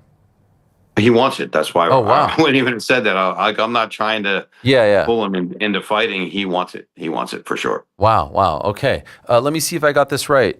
Tomorrow, June 4th, BKFC Fight Night in Hollywood. Julian Lane versus Bryce Henry. June 19th in Nashville. June 26th in Hammond. July 3rd, this is a fun one, at the Xfinity Mobile Arena in Philadelphia. Liberty Brawl, which is the day before, of course, July 4th. July 25th in Uruguay. And then you're over to Sturgis during that big... we're actually, you missed one. We have July 18th in Italy. Okay, wow. Which part? Yeah, in Naples. Do you go to every single one of these? I don't go to every single one, but I will go to that one. I will go to Uruguay. I'll go to the first ones and all of them, but I've been going to all of them because I just want to make sure. It's just weird, Ariel, and I'm not like patting myself on the back at all. But when I'm there, I give them the speech that I give them. I'm at ringside. I'm tapping on the canvas. I just feel like my presence makes them fight harder because, I'm encouraging them to fight. I'm encouraging them to get up from a knockdown and then go fight more. And I'm offering them bonuses. So I think that I kind of need to be at almost every event. There's some obviously I can't be at. I just can't go to every event. It's not physically possible. But we're very, very busy right now. And when we make these couple announcements in the next couple of weeks, it's going to be it's going to open a lot of eyes that, listen, sometimes I do talk before everything's completely done, and then I have to go figure it out. Well, I figured it out. So we'll make the announcements coming up soon. Well done. Yeah, I had a chance to witness one of those speeches back in Newark in October, and I felt it. It was a great, great experience. Really, really enjoyed that. Thank you. Thanks, Ariel. Man. Well done on all the great success. Looking forward to those announcements, and perhaps we could talk about them when they're all out there and everyone can digest it. Yeah, man. We certainly will, man. Love being here with you. You've always given us a fair shake, and you've always given us an opportunity, and I can't tell you how much I appreciate that. Thank you, David. All the best. Congrats. Thank you. Take care. Bye-bye. There he is, the founder and CEO of Bare Knuckle Fighting Championship, BKFC. Big show on Saturday. Lots of events coming up all over the world, really. And that July 3rd one is going to be a fun one. So what are you telling me? You're telling me BKFC could do an event in Philadelphia and the UFC can't do one in Washington the day before July 4th? I mean, come on. July 4th is what? Is a Saturday? No, it's a Sunday. Is July 4th a Saturday or Sunday this year? Sunday. I believe it's a Saturday. It's a Saturday, right? It's a Saturday. Yeah, so they're doing a Friday show. Who's to check? Is there going to be World Cup on? Like, what's this Yeah, big... there's World Cup on July 4th. That's the big sporting event, you think? Well, then there's Wimbledon, the hot dog eating Hot contest. dogs. Is Chestnut in it? He's in. He's back. Kobayashi? No. Come on. Kobayashi's been gone for a decade. I know, but He ain't there allowed. was always rumors that he might come back. Nah, he's Has he competed since Joey, the Netflix? Joey only wasn't allowed because he switched to the vegan Franks, remember? And they didn't want to change their rules and do the vegan for him. It wasn't related to like disagreement. Joey switched to vegan. Yeah. Yeah. He got a sponsorship. He got a sponsorship and was Oh. doing vegan hot dogs. Yeah. And But he it wasn't wanted- like an ethical thing. No, he wanted them to let him do his No, but I was just partner's wondering, hot dogs. did he become vegan? No, It was just a sponsor. I think he was just getting paid. No, he's coming back to Yeah, eat the vegan beef dogs. Franks now. Like, Yeah, he's back to the beef. Wait, Shout out was- to Joey Chestnut. So was there a controversy? People saying like this is not fair? yeah. Where were Nathan's you? didn't want him I missed this. to eat the non-Nathan's This dog. is why he did the Kobayashi. Yeah. I didn't realize. I thought he had a contract dispute or something. Yeah, last It year was a did. very watered-down product without him. Yeah, who won again? It was it Bertoletti? Billy Franks. It might have been Bertoletti. Yeah. Wait, You know, you guys know the name Jeffrey of guys bro, not... Jeffrey Esper? I've talked about this. Low key, like I'm sort of like tapped into that scene. Remember, I worked. You I- guys actually know looking the up. number 2 and 3 100%. guys I in this spent the whole world? Bertoletti was a bit of an upset. He wasn't expected to come. Bertoletti's the deep dish king. Yes. I spent the whole week with these guys. Okay, I Patrick think we have Bertoletti. our dates wrong. So Chestnut, it appears, did compete last year. Won. Oh, Jesus 2024. Christ. You're right. Misinformation all over. the place. Bertoletti. 2024 was 2024. Bertoletti. Bertoletti. 58. Oh, so 24... Wait, so when did he do the Kobayashi thing? 2024 also? Yeah, 2024 he did. He Holy didn't shit, do it. he came back 2025 last he did. year? Yeah. That was a big deal. I Yeah. remember that. It was like MJ coming back. Oh, we didn't remember. Bertoletti, Was he away for a little bit with the vegan dogs? I don't remember a lot of the vegan. Yes. He didn't compete in 2024. What do you guys know about Tim Janis, Eater X? Oh yeah, Him I know because I... sure. He came. He What wore do you know face about paint, what do you know right? about Badlands Chugs, the guy Legend. who with the wins lemonade. the lemonade? Yeah. Yo, I spent the whole week with these guys, including Kobayashi in his prime in Vegas, Fremont Street. One dude ate. I remember. I'll never forget. He ate like a 16-egg omelet and a raw. We went to the grocery. So I was a segment producer for Spike, and they did the. It was like some Las Vegas thing. We also did one in Savannah, Georgia, on St. Patrick's Day when they have that big parade. And this guy, we went to the grocery store. He eats a 16-egg omelet, and he buys literally a piece of steak, and just eats it straight up, nothing. Opened the packaging and ate the steak. That's absurd, right? Yeah, it's a little bit absurd, man. I would die. I would literally die. Yeah. I would keel over. Have you guys ever seen Kobayashi against the grizzly bear? I feel like I've seen that. Where was that? It was on Fox. It was like a national special. Oh, yes. But like 10 or so years ago? Oh, probably 20 at this point. Yeah, when they were doing things like athletes against animals, It right? was Man versus Beast. Man versus Beast. Yeah. Who won? The grizzly bear smoked his ass. It just wasn't was even like- close. Dude, sucked down 75 dogs in like 3 minutes. You ever see those videos where they put like a platter of all kinds of weird meats in front of like a massive dog and they like count him down and then he just scarfs it in one shot? Nah, but I believe it. It's wild. The way Like the grizzly bear went at the hot dogs. I actually rewatched that this weekend. just for fun. Yeah, I mean, it's You so were just tempted to ridiculous. watch. It's so ridiculous to have announcers and everything. Michael Buffer is the amazing. intro for Kobayashi and the grizzly bear. Grizzly bear's representing America because it's an Alaskan grizzly bear. It's great shit. If you haven't seen it, I highly recommend watching it. I love it. All right. Well, in a matter of moments, I do believe we're going to be joined by Cory Sandhagen, who's returning to action on the 11th of July, International Fight Week, against Mario Bautista, which is an important fight, but it's also a rematch. How many people remember that this fight actually first happened on the very first ESPN card way back in the day, January of 2019, UFC on ESPN Plus numero uno.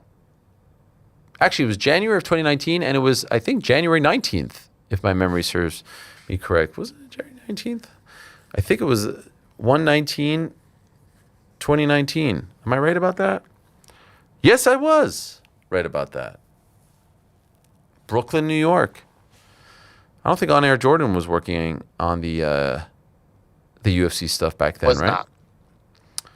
Man, look at this. Attendance was 12,000, solid. Gate, 1.3 million. A $1.3 million gate today would be a disaster. Right? This is the first fight. Was it on the main card? First fight ever on ESPN, or was it first fight? Yes, that's right. That's right. 1, 2, 3, 4. I think the prelims were on ESPN, if my memory serves me correct. That's right. That's right. What a distinction. So we will talk to him about that. Then we'll answer a few more questions, and then we shall call it a day. You know what's been the best part about today's show? For about 2 hours and 30 minutes, I haven't thought about anything pertaining to tonight's game. Not that I'm trying to avoid it, but the nerves, the butterflies have dissipated. How are you doing, On Air Jordan? You're the only other Knicks fan on the team. How are you holding up? How am I doing? I'm doing great. I'm excited. I'm seeing Danhausen threaten Stephen A. Makes me a little worried. That does make me worried. Yeah, we can't have a problem Stephen with A., if you're listening, and which I know you are, just whatever Just give Danhausen him wants, what he wants. Danhausen gets. Yeah, come on, enough already. The mental sanity of an entire nation rests on this guy. Prediction? Do you have a prediction? Yeah, Knicks in 4, baby. Stop. The Knicks in 4 is crazy. You don't really believe that, right? Knicks in 4 until it's Knicks in 5. All right, fine. But in your heart of hearts, truly, level of confidence? As I said, I'm a very level-headed fan, and I knew as the game got closer, I'd be like, Knicks have this in the bag. Let's go Knicks in 6 for real. You really believe it, though? In all my heart of hearts, I'm watching OKC Spurs Game 7. I'm like, the Spurs, they don't really have that much height. I know they got one guy that's tall, but I mean, Luke Cornett doesn't instill fear in me. All right. Okay, we have located Mr. Sandhagen. Without further ado, let us say hello to the aforementioned Cory Sandhagen, who's returning in a little over a month's time in Las Vegas. Yes, there he is. Hello, Cory. How are you? I'm good. How you doing, Ariel? Your pick, finals pick. Do you care? For basketball? Yes. Don't care. Damn. All right. Sorry. I cared about the Avalanche plan, but they kind of got taken out by. What happened? Your boy McKinnon. It happens, I guess. It does happen. I'm not gonna talk shit about McKinnon. That's my that guy. Watching that guy play is crazy. He's like one of the most elegant hockey players I've ever seen. And for the record, I didn't want you to talk shit. That's my boy too. As a proud Canadian, I was gutted for him not winning a gold medal, and he had a couple of chances in that game. So we love him. We love him, even though he plays for Colorado. So I was not trying to get you to talk shit about him. Mario Bautista, part 2. Yeah. Your level of excitement, interest, happiness when this was the offer. Yeah, I'm happy with it. I think Mario is one of the better guys in the division, honestly. I think that he caught a lot of flack for like having a boring fight against Aldo or whatever, but then he's just shown up in his last few and been kicking ass. So, I think Mario, I'm happy with the opponent. I think that he's really tough and he's on his way up too. So it's not like this is like a new guy who hasn't proven himself. I feel like Mario's done a really good job of proving himself in the division. So I'm excited to fight against him. The reason I asked that is because obviously you beat him back in 2019. And so I wondered if there was the same type of motivation as opposed to you fighting someone that you have never beaten before. No, it was so long ago now. Like, I think that was maybe the first ESPN card even. So It it was. was kind of time. Yeah, it was a long time ago now. And Mario took it on short notice, so you got to give him props for that too. And yeah, I think it's going to be a much tougher fight, obviously, than this one. He's like kind of been in the game for a little bit of time now, so yeah, Mario's going to come ready, and that dude always shows up in fights. You could tell that he has like good grit and good heart to him, and I don't really have a bad thing to say about him. Honestly, I think Mario's a really good competitor. Obviously, you made it clear who you wanted next, but once that was not available anymore, did you ask for him or did they offer you him? Who, Mario? Yeah, like did the UFC say, "Hey, we got this idea," or did you say, "All right, if it's not going to work out here, like give me this guy. This is who I want." I'm pretty sure the UFC offered him, but I kind of knew that that was the only guy that wasn't booked at the time, anyways. So I kind of assumed that that's what they were going to do even before they did that. Um, how will you feel? Where will you be next Sunday when O'Malley's fighting Eamon Zahabi? Are you going to hate watch it? Or are you going to be like, man, this is BS. I should be in there. I'm not gonna hate watch it. The thing about me, man, is I kind of go in between trying to be like a good dude with like compassion in his heart and kind of like nice and loving and all of that stuff, and just understand that we're all kind of just trying to make our own personal dreams come true and all of that. But then I have to kind of operate inside of like a super competitive world that like brings my mind and my brain away from that big time. So yeah, it can be a little bit difficult, but I really try to be like the version of me that I like being more, which is like, hey, I hope that O'Malley and Zahabi, I hope that they do a great job in the fight. I hope it's a good fight, and I hope it does really good for both of their careers, and that can exist at the same time that I want my career to do well too. So I don't know, it's kind of weird. It's like I always try to compare it to I'm trying to be like the Buddha and Michael Jordan in one lifetime, and it's really difficult. Huh. And yeah, that's kind of like the fucking story of my life a little bit, is trying to be those two people, because you got to be kind of a killer and be competitive and all of that stuff. But then, who wants to live like that? That sounds like a shitty ass way to live. So yeah, so that's how I feel about it. I hope that they do good Okay. today. Yes. That's how I feel today. Which version of you tends to show up more? Usually it's the nicer one, but every once in a while I feel like I get drawn into being kind of like doing what I see other people do, so that I can have success like them as well too, which might be the case, but also I know that I'm kind of a unique guy just in general, but definitely a unique guy in this sport.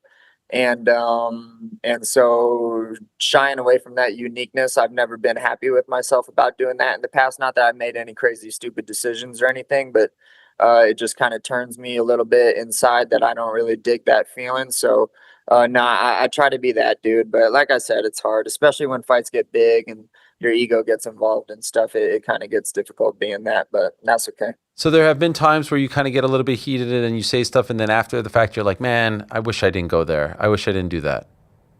I mean, yeah, nothing crazy. I mean, You've never it's really just said weird anything being- outlandish, but I wonder if you like feel bad, like you just don't even want that friction.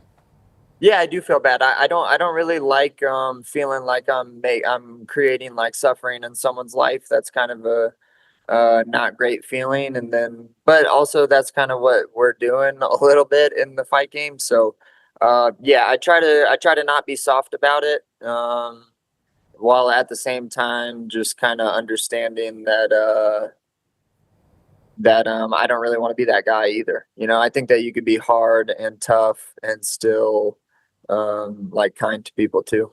I do wonder if it's actually beneficial for you to lean that way, because you do have like a sort of like fun, quirky side to you, the jokes, the videos and whatnot. And while everyone is being like aggressive, you stand out by being the complete opposite.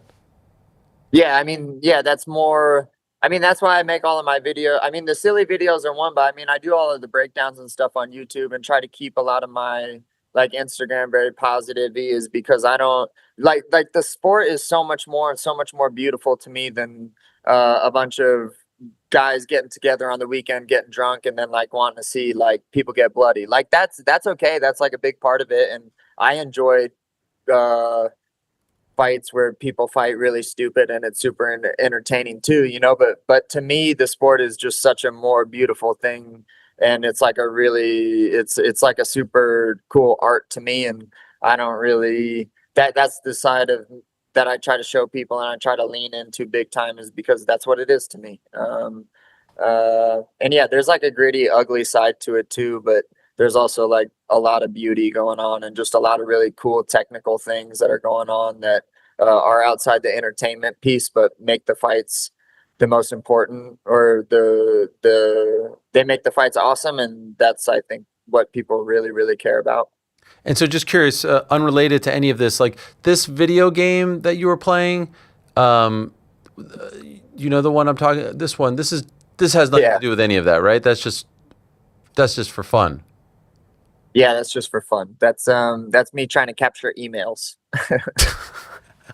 Who's that? That guy kind of looks familiar. Yeah. See, so that's like one of those where it's like, yeah, but that's like, I don't think that I'm gonna like hurt Sean O'Malley's feelings by something stupid like that, you know. But so that's, is it real, that game? Is it a real game? No, it's not. How did you make that? I think that you can't. I actually think that if you do comment on that, it will send you a link to the game. But the game is like something that, like, it's like, well, I mean, that was old as shit. Like, that's not hard to make. Oh wow, I didn't. But I do think it is a real game. Okay, wow. Who knew? I had no idea. But I do understand what you mean. I mean, even on your YouTube now, it seems like it's just a lot of breakdowns and stuff like that. It's less, maybe less mocking or skits and things like that. Yeah. The skits, I'm a little bit, I just got too much stuff going on to do the skits. So I'm just going to do normal vlogs of my everyday for this upcoming one.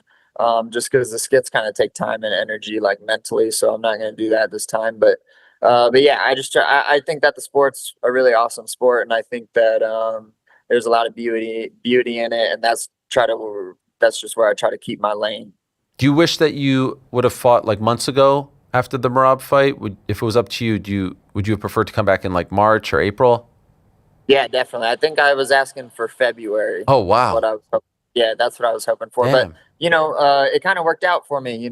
I mean, this card is, I'm 2 fights before Conor McGregor and Max Holloway, so that's gigantic.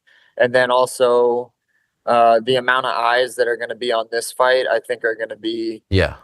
I don't know. Do you think that there will be more eyes or less eyes on this one versus the White House? What do you think?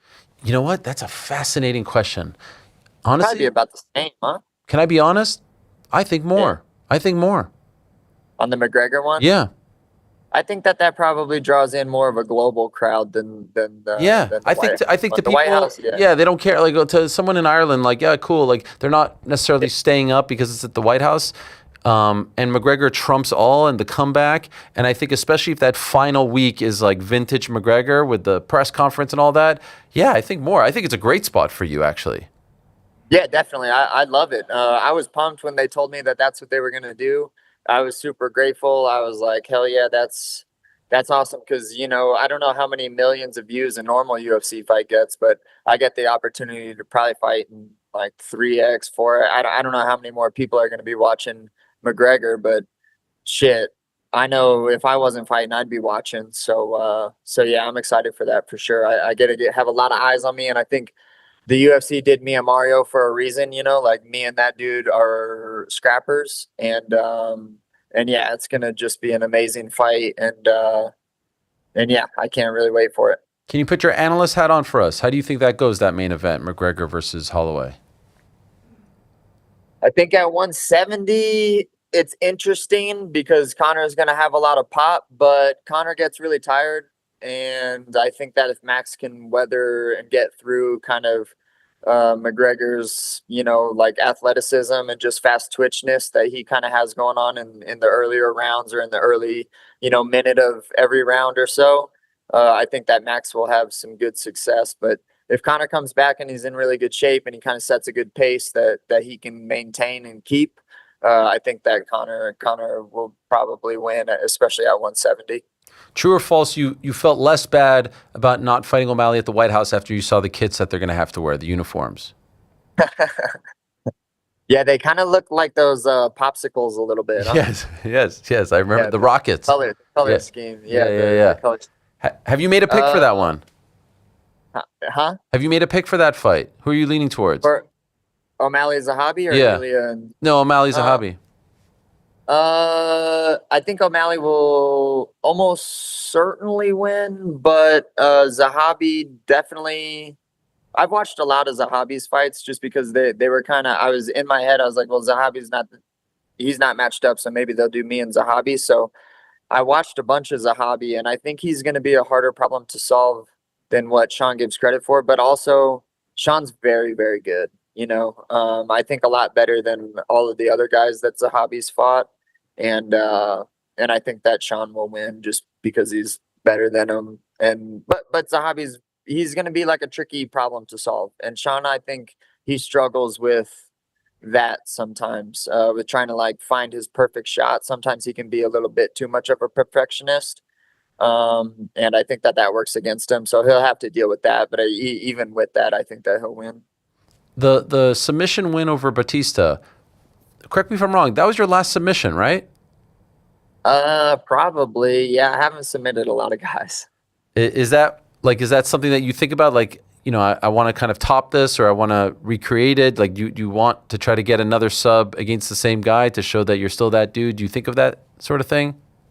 I like jokingly was like, yeah, I want to armbar him again, but Mario's not a slouch, man. And to treat Mario like he's just like some dude that I'm going to walk through is like bizarre. So Sure. no, I'm going to go out and, I've gotten really good. We've put a lot of pieces to the puzzle together, I think, in this last, couple months, and a lot of things are tying together. And I know everyone always says this, it'd kind of be not good if this wasn't the case, but I feel like I'm better now than I've ever been. And so, but so is Mario. So it's going to be a tough fight. And yeah, I'm excited because Mario is going to be kind of the perfect opponent to have a really competitive, challenging fight against on one of the biggest fights. Like, there's absolutely no way that this is going to be a boring fight by any means. And so I'm grateful that Mario is going to be that guy. But I definitely plan on winning too. So.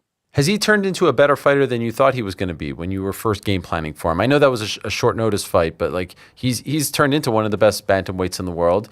A great stretch, 9-1, all that stuff in his last 10. Has he turned into a better fighter than you thought?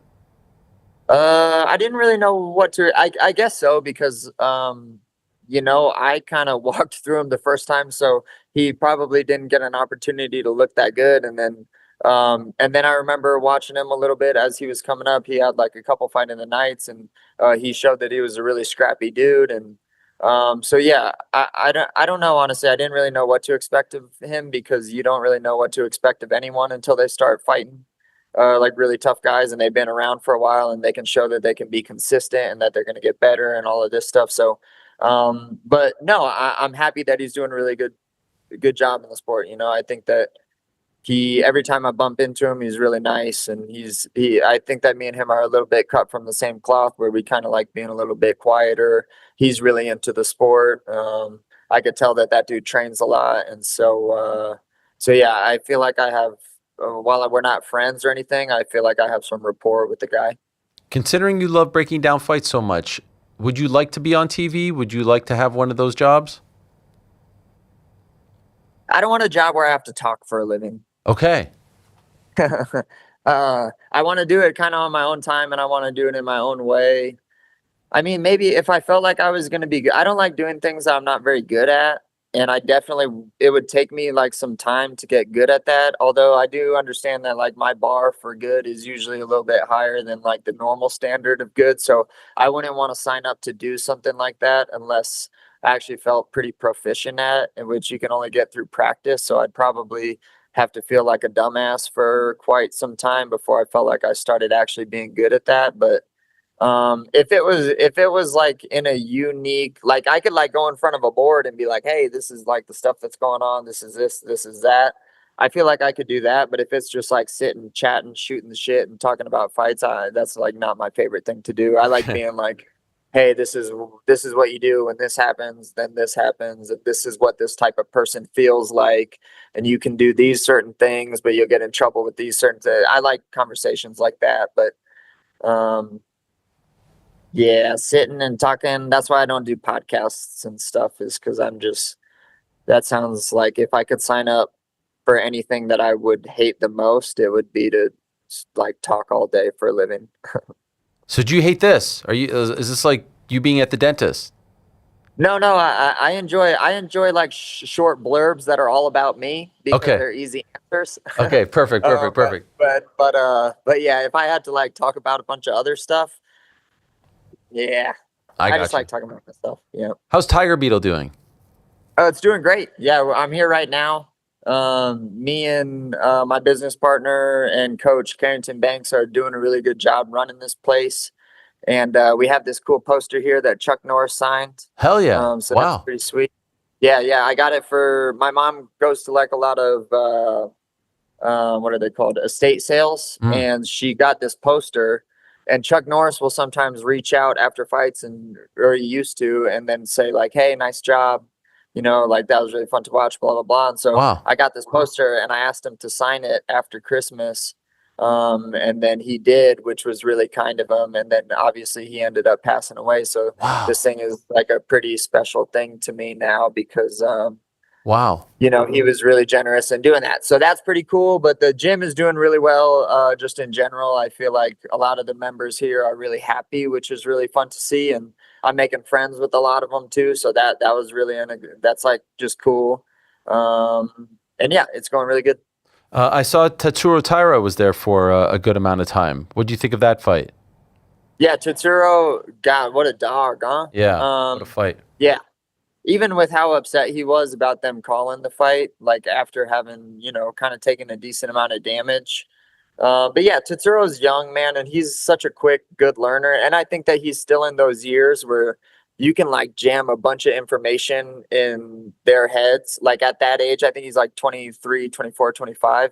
A fighter at that age, like you can really teach them a lot of stuff and they can really, go pretty far pretty quickly. So, yeah, I'm excited for his next one. And I was proud of him for how he fought. It was a really tough fight and he had to fight through some shit. So, yeah, good for him. I wish that he spoke a little bit more English so that we could kind of be a little bit better buddies. But every time he comes out, it's a little bit better. So maybe next time he comes out, Will he be doing that? Conversation. Will he be continuing to come back? Yeah, he usually does. So he was at the gym before us too at high altitude. I think maybe he even did a little bit of training there as well. But when we opened our place, obviously a decent amount of the guys came over here too. And then Coach Banks coaches a bunch of those guys too. And Banks was helping him a bunch for that one or for his last one too. And then I coached some of the pro classes as well. So I was helping him out a little bit as well. But yeah, from my understanding, he usually comes out for his fights. He's been doing that for a couple of years now, coming to Colorado. Okay, last one, Gaethje Topuria. Yeah, it's a tough one for Gaethje. Everyone's going to, I mean, Gaethje's my boy, but also I've been watching that dude fight for a really long time, and you can't ever count Gaethje out. I heard him say one time on an interview that he's like 8-3 when he's been the underdog or something like crazy statistic like that. So people, they say whatever they say about his technique and how Gaethje fights and all of that stuff, but fighting is kind of a different animal, especially when you have someone that hits so hard in front of you and has the spirit that Gaethje has. So, and Gaethje is really technical in his own way too. I know that like people kind of say whatever they want to say about that, but Gaethje, there is like a method to his madness, and you don't oops your way into winning, a UFC world title. So, yeah, I'm excited for the fight. I think Ely is super dangerous. He's definitely, number one in the sport. And yeah, Gaethje has a really tough fight, but obviously, you got to choose sides in love and war. And I got Gaethje winning. I love it. Thank you, Cory. Appreciate it very much. Good luck to you in the last month of training, and good luck on July 11th. Can't wait for it. All right, cool. Thanks, Ariel. Have a good day, man. You're the man. Cory Sandhagen, one of our favorites. Always great to check in with him before and after his fights. Always gracious. Always just a different type of vibe, right? Just a different type of speed, and we always appreciate that. Been talking to him for a very long time. I think the first time I spoke to him was after that Bautista fight on ESPN back in 2019 in that studio in Bristol. So we have come a long way. Okay, news and notes time. Some other things. I want to tell you guys about the best thing outside of all the Knicks content that I saw over the last 24 hours, a young boy acting as I don't want to say acting, like he is working, I should say, as a cornerman at a local boxing gym, I do believe, in the UK. Look at this young man right here. This kid is unbelievable. Look how invested he is, and look at his mannerisms. He's like a 65-year-old boxing trainer in the body of what? A 9-year-old? Look at this. The ropes, he's opening the ropes. He's Mick from Rocky. He's doing interviews. Look at this guy. Shaking hands. He's got the hands on the hips. The towel, everything about him. The towel around the neck with the hands like that. This kid is unbelievable. He's got the mannerisms. Look at this. This kid's the best. I love this. The way he takes the stool. This young man has no aspirations of being a fighter. He just wants to be a coach. How often do you see it? Look at him. He's cleaning up the... look at this. Look at the movements. That looks like a geriatric man, like watching his fighter go. The way he's bobbing and weaving. Oh, my God. I love this kid. I love this kid. Who is this guy? Look at him. Oh, yeah. Let's go, kid. Let's go. Let's go, champ. That's cool. Yeah. He's out. Look at him coming down. The best. Right there, yelling, hollering. Amazing. Those kids that he's coaching there are definitely older than him, right? Interview, too. Yeah, so good. Where is this kid from? I love this guy. It looked like there was some Russian font. Okay, so on maybe like the back wall. Yeah, I don't know why. It seemed like it was somewhere in Europe, right? Yeah. He's the freaking man. Shout out to that guy. What's this countdown tweet about the White House? What countdown tweet? What is that? I don't remember seeing that before the show. Who's to check? Who is to check? Oh yeah. Oh, this. Oh yeah, this came out in the time that we went live. UFC Freedom. Ripped. This is such an AI poster. Like this is just like. Is that supposed to be Trump? Chat, can you do no. Uncle Sam with America Needs a Champion? And then this was the first thing that came up to that prompt, and they were like, post that shit. And so are you bringing this up because it's going back to what we were saying, like, is this going to be a love letter to Trump? Is it going to be all about him? Do you feel like that's going to be This the doesn't case? seem like Trump to me. It's Uncle Sam. It's like our mascot. Oh, that's not his face? No. That's, this is not that's a Trump. jacked. I thought when you Sam. said no, you were being facetious. That's Do just you a not know jack. who Uncle Sam is? I Of know you're not course. from here, but But like, what does Uncle Sam look like? Does he always look Like the same? that. Yeah, He's not as he's ripped like a, usually. he's Less an old jacked? guy. All right, so there you go. So it's not going to be a love letter. Shout out. You know who's been killing it on social media these days? Sergey Pavlovich. He's upped his game. Have you noticed that? He's upped his game as of late. He wrote to Josh Hokett, handle your business on June 16th. If you win, we'll settle this in China in August. Bro loves fighting in China. Why China of all places? It's just that's where he's consistently been fighting lately. Hokett in China is a funny one, right? That could go poorly. I'd love to see it. That- Sergey Pavlovich could also go poorly. It said, let's settle this. What's to settle? Is there some kind of Hokett Pavlovich thing that needs to be settled? That's a good I'm point. not sure that Yeah. there's something to settle. Is there a beef there? Yeah, I don't know. I don't know. Here we got a picture of Uncle Sam. Yeah, there he is. Oh, okay. So it was just a jacked version of him. Yeah, that's it. In fact, it's exactly that. They just ran it through AI and said, use this photo of Uncle Sam that everybody's seen before. Make him jacked, American flag on the background, use a font at the bottom, America Needs a Champion, do the UFC logo, X White House, make no mistakes. Thanks, Chad. America needs a champion. And then They they should have put posted it. Justin on that instead of Uncle Sam if America needs a champion. That's the Yeah, it's guy I that like could the potentially Jack get a Uncle guy. Sam better. It shows off that America's strong. We're Yeah. number one. We're Saying Justin Gaethje's we're not strong? fighters. Is that your Yeah, No, we're I'm official saying position, I'm Jordan? comparing Damn. the two Uncle Okay, all right. Sams. Damn. All Yeah. right. No, I'm fine with it. say to his face. Fine with it. I mean, Say to his face. I respect all fighters.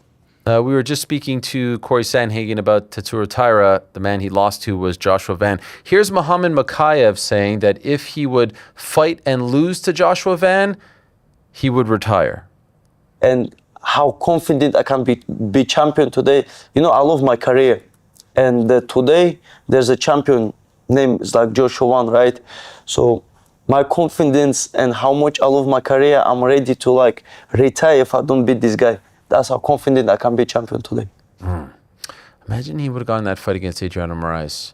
I think he's fighting on a wild card coming up. Or did that happen already? What? No, I think it's in early June. I saw something earlier today in which Sean Strickland said that he's been banned, quote unquote, banned from the White House card. Did you guys see this? Yes, he did say that. Did he use the word banned? He used the word He's banned. not allowed to go. Is there a difference between banned and just not invited? Yes, there is a difference. I'm not sure that he is expressing that difference, but in my objective opinion, yes, there is a difference. And why do you guys think that is? I saw his reason. He said it's because he made jokes spoke about up. Epstein, Yeah. about Israel, about all that stuff. Do you think that that's the reason he's not invited or banned? The reason Is he banned or is he not okay, well, invited? not invited. Well, Dana said, I saw him say that his main focus for putting together this card was he wanted people that he could trust, that would show up, that would do the thing. Now, I know Hokit is somewhat of a departure from all that, and truth be told, I wonder if deep down, after that press conference, he regretted it. That being said, do you think it's just, you know, a byproduct of that? He just wants it to be as sort of down the middle as possible, no drama, no this or that? Or is it because perhaps Sean has said in the past, like there's visual evidence of him saying he doesn't want to go, right? Didn't he say that? Yeah, he has said that. That he wasn't interested? He's expressed that, but I don't think that would keep him from going. Yeah, I mean, if he's actually not allowed to go, if he is like quote unquote, you know, banned, barred from being able to go, I would imagine it's because, yeah, Dana White has acknowledged, like he says crazy shit. And maybe he just doesn't want the fuss for such a massive event. Sure. If he's not fighting on the card, what is his role? Like, I don't. He is the only male American champion. So then you should have put him on the card. Sure. I mean, well, yeah, they didn't line up. He with did become champion schedule. recently. So I guess what? Oh, I mean, it's a month. Like, what is he going to do? No, I know, but I'm just saying. I guess it will be interesting. Are all the champions invited? That's what I'm saying. Like, he's you know not what I mean? involved. If all the champions are going to be there, we'll find out very soon. And he's not, then it feels like it was a ban, right? If there's going to be no guest fighters there of any kind, then maybe there's just not enough space. I would be shocked if all the champions are there. I guess now that I'm thinking about it, I don't even know how many actual fighters, period, are going to be there. Right, that's what I'm saying. If there's no space for guest fighters, if there's not, I don't know, we don't know. Then we'll find out. If there's going to be lesser known or lesser successful fighters, you know how there's fighters sitting in the crowd at all the events. Of course. If there's none of that, then I think he's making it into something bigger than it is. I just can't imagine the crowd cam, and it's going to be UFC fighters. Well, as far as the champions go, it's like Tom's not going to be there. Sure. Carlos Ulberg's not going to be there. Islam Makhachev's not going to be there. Ilya will be there because he's fighting. Volk probably not there. Jan probably not there. Van maybe. Nah, I don't think any of them are going to be. But yeah, it doesn't feel like this is like Kayla? a specific. Yeah, maybe Kayla. I don't know. Yeah, but Mackenzie, I don't know. But also, I feel like Kayla's going to be there because she is patriotic and she's an American champion. Yeah, so maybe that's Sean's case, right? I would have been there if not for this ban. But we're I guess taking my his question word is, for why did he change his stance? in terms of not wanting to go. Yeah. Yeah, I don't know. But do you really think, like, honestly, of course, you know, he's going to be this, he's a walking contradiction. One day he says something, the next day he changes his stance. So you don't even know what he believes, right? And so you could say, I saw it today, just someone sent it to me today. He's on there with an Israeli fighter. He's on there with in the gym. In the gym. Yeah. And where's this guy? He sends this to me, and he's like, look. You're like, this is the audio. Listen, you guys. Oh, of course. It's Listen, you guys. I'm fucking joking. I'm Israeli straight here. You guys are good dudes. I like you guys, man. This is one of the baddest motherfuckers I know. If you think what I say about Israel's bad, you should see what I say about whites, the Mexicans, the blacks, bro. I say way worse shit, bro. This is a gym environment. It's how we joke. This guy's a fucking savage. Fucking support this man. He's a fucking G. But not only that, he's a fucking great training partner of mine. So please, this guy's a fucking man. So that is, he's talking about Shimon Smotritsky. And so on the one hand, he'll be like, he's not talking about Israel specifically there. He's talking about an Israeli fighter, but I don't know where he stands on anything. And I don't like, it's all, you can find a comment of him saying this about this, and then you can find the complete opposite comment. And so that's why I'm asking the question, is it because of that? Or is it because of another thing? Is it simply Dana being like, hey, no fighters are allowed? Or is it simply Dana saying, hey, this is just a little bit too much for us? I can't imagine that this administration feels like anything is just a little bit too much. Like, have you seen their Twitter account? I don't feel like to them, Sean Strickland is very controversial. Do you know what I mean? Yeah. And has he said anything about Trump? I'm legitimately just like, I'm not even like critiquing his stance on it. I don't even understand. I guess I don't. I'm just wondering if he's making a mountain out of a molehill, like essentially. We don't know if Dana reached out to him and was like, hey, man, you are not allowed to come to this event. Like, so he says these things, but then I don't know if it's just to get a reaction. He might have requested tickets, and they were just like, nah, man. Yeah. That's it. Can't do it, bro. Right. But of course, he's making it out to be because I said X and Y, which then only leads to more vitriol, while he's also on this guy's page being like, oh, guys, I'm just kidding. Peace and love, peace and love. Do you see the walking contradiction there? If you guys see that, right? It's a constant, say this, I'm only joking. Say this, I'm only joking. And there's like, at some point, it's like, we don't know where you stand on anything. I think it's intentional. Yeah, it probably is. And guess what? It works. It works from a promotional standpoint, but it also deflects from, like, you don't have to know the real Sean Strickland, right? There's no accountability, right? There's no accountability, but you could just say, I'm just kidding. You can say I didn't that. need to say that. But what do we actually know about Sean Strickland? Well, he's talked about his past. He's talked about his family. And that seems to be the only time he actually gets genuine, right? Like, most of the other times, it's just kind of theatrics. So it feels like a defense mechanism. It feels like intentional. I'm going to go back to a couple more questions.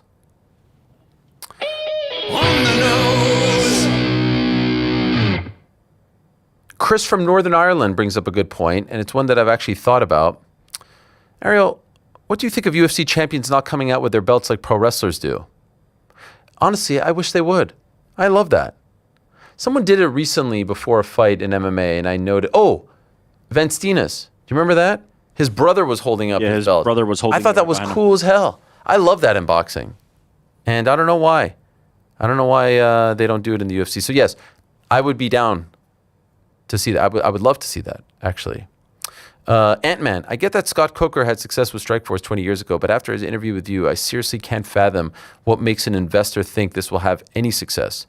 He proposed absolutely no new ideas, just replicated PFL's tournament model with additive super fights, and also kept saying he doesn't watch fights, nor does he know any up-and-comers. My question is Scott Coker the best option to bring competition to the market? And what would you and the boys do if you were in his shoes to create a successful company? I mean, it's very simple. Just put on the best fights possible. You want to start a league? Put on the best fights possible. No tournament, no super fight, whatever the hell that means. Put on the best fights possible. But ultimately, you are nothing if you don't have a good TV deal. Streamer, TV deal, distribution deal. You get what I'm trying to say, right? That's it. That's it. So they could have all the good ideas, but if they don't have that deal, they've got nothing. By the way, SBJ reporting yesterday that it seems like it's pretty much done between PFL and ESPN, which is what we kind of thought, right? We kind of thought that was going to be. Yeah, John Martin had been pretty flagrant in terms of making it sound like they would not return. Yeah. Adam Hutchinson says, quick question, are we going to be getting any sort of live show or anything in Vegas during IFW? Even just a quick meetup and viewing of Pizzi playing Edward 40 Hands. I feel like we could draw a big crowd for that. I feel like we could say we will be in Las Vegas. We're going to be there for about a week. We're going to be doing shows out there like we did last year, which was a lot of fun. And our tentative plan is to do a live show, meaning a sort of, in person with an audience show on the Friday before the event, July 10th. So yes, many exciting things coming. That's going to be fun. So stay tuned for more on that. Bunch of questions for PT. Crater says, does GC realize that he predicted the White House card years ago on an early episode of BITB? They were ranking pound for pound fantasy destinations, and one of GC's picks was the lawn of the White House. I can't believe this hasn't been brought up before. I don't remember this at all. Wow. Wow. I need to go back and watch this. He says years ago, but BITB is only like a year and a half old. Yeah, year and like 8 months, but I guess we would have. It was very early in our run. Yeah. So maybe like before Let's there go were back and look. rumors of that. Yeah, I need to go back and find that one. It is great that the number one doubter Yeah. was the one who suggested it. It is true, because you didn't believe. I did not believe. You believe now, though. Yes, right? no shit, I believe now. They're building the claw in the thing. Jordan Saucer says, would you ever turn down an interview for moral reasons? Who would be, I mean, like, do you mean like with Candace Owens or someone like that? Candy O. Candy O. Is that her nickname on the Yes. streets? Show some respect, please. I don't know. I mean, I just would, I don't know about moral reasons. Okay, I'm just fucking with you. No, I know. Calls her Candy O. Of course I know that. All right. I don't know about moral reasons, but just like, I don't think that this would be interesting, or it's not a position I want to put myself in, or I don't want to talk to this person. I don't want, I turn down a lot because honestly, by the time Wednesday night comes around, I don't really want to talk to anyone. So I feel like I talk enough and you hear enough from me, but there are times where if it's a friend, if it's a show that I really like, but I also feel like I say the same things over and over again. Tell me about your relationship with Dana. How are things going? Crater says... Did you take that as you being the subject? Yes. That as you interviewing someone. Oh, yes. I did take it as me being the subject. Okay, me interviewing someone. No, You've talked about this before. Yes, I've talked about it before. I'm actually like super interested in those types of interviews. Yeah. Yeah. I mean, again, if it's someone that I just don't like I feel like they're just going to come on and say absolute nonsense. That's not morality, though. Yeah. He's asking specifically morality, which to paraphrase you, you've said, you'd actually hear the opposite side. You'd rather have that conversation. I would. I'd really relish that. Yeah. I was going back to the Larry King, Yasser Arafat interview. So yeah, no, I don't know if moral is the right word, but no. Craters, can the young intern legend, it's for you, Joshy, that broke down AAA mass versus mass beautifully, please be a staple on the show? I'd love to see him sit in on Connor Rick's desk during the BITB show, since those chairs are presumably empty. Forgot your name, bro, but you cooked hard in your debut. Well done. Thank you. Look at that, Intern Josh. I have a mic now, so oh wait. Wow. What? Intern Josh has his own mic now? Yeah, I can scooch into the camera here. What do we got? Wow, you've got. Look how far you've come in 3 days. I gotta go all the way over here. Oh, come over here. Let's see. I want to see this being workshopped here. Here, pop in here. Look at that. Get nice and cozy. You got double mic now. No, and you're wearing a lucha shirt too. You're really leaning into the gimmick. I am. I saw someone said in the comments, Josh the Markowitz. I can lean into that gimmick a little bit. I like the I Mark. can appreciate that. I like the Mark. I like the that. Markowitz. We even have breaking news. Every great babyface always has a foil, and so given the rise, the meteoric rise of Josh, intern Josh the Mark, has led to the introduction of intern Jack. We now have a second intern here today. And so I feel like we're building up to the summer feud of 2026. Intern Jack, please. There he is. Jack and Get Josh, a little lower. baby. Get a little lower. There he is. Jack, welcome to the program. Yeah, I'm super excited to be here. Josh and I have had a great first day, so he doesn't know his name either. I love it. This is amazing. We're building up to a sort of test of strength between the two of you. Right. So far, the coffee order has only been just black, but soon I'll incorporate the creamer and the sugar. There it is, Frankie. That one ain't gonna get old anytime soon. Well done, Intern Jack. Welcome, Intern Jack. How about this? Welcome. Uncrowned, man. We've got a whole intern network here. It's phenomenal. I don't hate the idea of Josh being back there when we're in the chairs tomorrow. I don't hate that. Yeah, if Josh we could get them to move away from this area. I had already thrown it out there. Wow. The intern's taking over. I do love the he was so fantastic. What's his name? That was good. That was good. Well, welcome, boys. We're very happy to have you guys. And by the way, which school do you guys go to? That would be Syracuse University. And Jack? Go Orange, baby. We're like the pipeline from I feel New like House you, to the you real had world. something to do with this. I feel like you influenced this in some way. This one's for GC from James. Props for filming the first ever training session of the MMA arc. Are we going to get a second episode? And what were you most surprised about? Oh, by the way, Nixon 6. Don't know about a second episode anytime soon. My shoulder got a little messed up, but it's finally getting better. I definitely want to continue training though, because it was shocking at just how easily everyone in that room could just manhandle me. So you caught the bug, as they say in the business. Yeah. I would actually like to improve. And if you look at Casey, I know he's been doing it for 5 or 6 years. Like, I was blown away at how skilled Casey was. How quickly he could get me to the ground, put me in full mount, and just be like, yeah, I could just elbow your face in right now, was humbling. And I had a lot of fun doing it. So I would like to actually train and improve some. Here's Daniel Dravo. Hey guys, not much of a question, just something I felt the need to say as a longtime listener. Frankly, I'm tired of hearing you poo-poo for your sports teams, being an Arizona boy, where you've had zero success in any sports outside of being the team to beat the Yankees in 2001. Oh, by the way, outside of. I love that outside of. Give me one of those outside. Give me one. One. I'll take one. You've had your one, all right? So you pipe down over there. Anyway, when the world was against us, that is true. Everyone was against you. All that being said, I have to say I'm happy for you and rooting for the Knicks. For the first time in my life, I pray for your city when the Knicks win. Oh, it's going to be tremendous. Kidding me? Shrimp Cocktail says, can you express the magnitude in MMA terms of what it would look like if and when the Knicks win the finals? I don't think it's possible, right? I don't think there's anything that we've ever seen. Dare I say, like, it would be, I think that the celebration would be bigger than the Cubs winning the World Series. Do you guys agree? It would be massive. Yeah. Everyone keeps saying they're scared. I'm excited for that. Scared? They're not going to burn the city down. They're not going to burn the city down. That's all right. No, they're not going to. Let it rip. It'd be like Marab winning for Georgia on steroids. Okay, I'm happy you added that part because I was going to say, yeah, like times 100. Lines read lines. Ahoy, Ariel. I've watched my first live NBA game this year. Knicks at MSG, solidifying myself as a fan for life. Do you look down on me as a one-year fan? I promise I'm not off the bandwagon. In the very low chance they don't lift the trophy, go Knicks. Absolutely not, man. I don't like gatekeepers. I've said this before. Be a one-day fan. I don't care. I think that's dumb. I really do think it's dumb.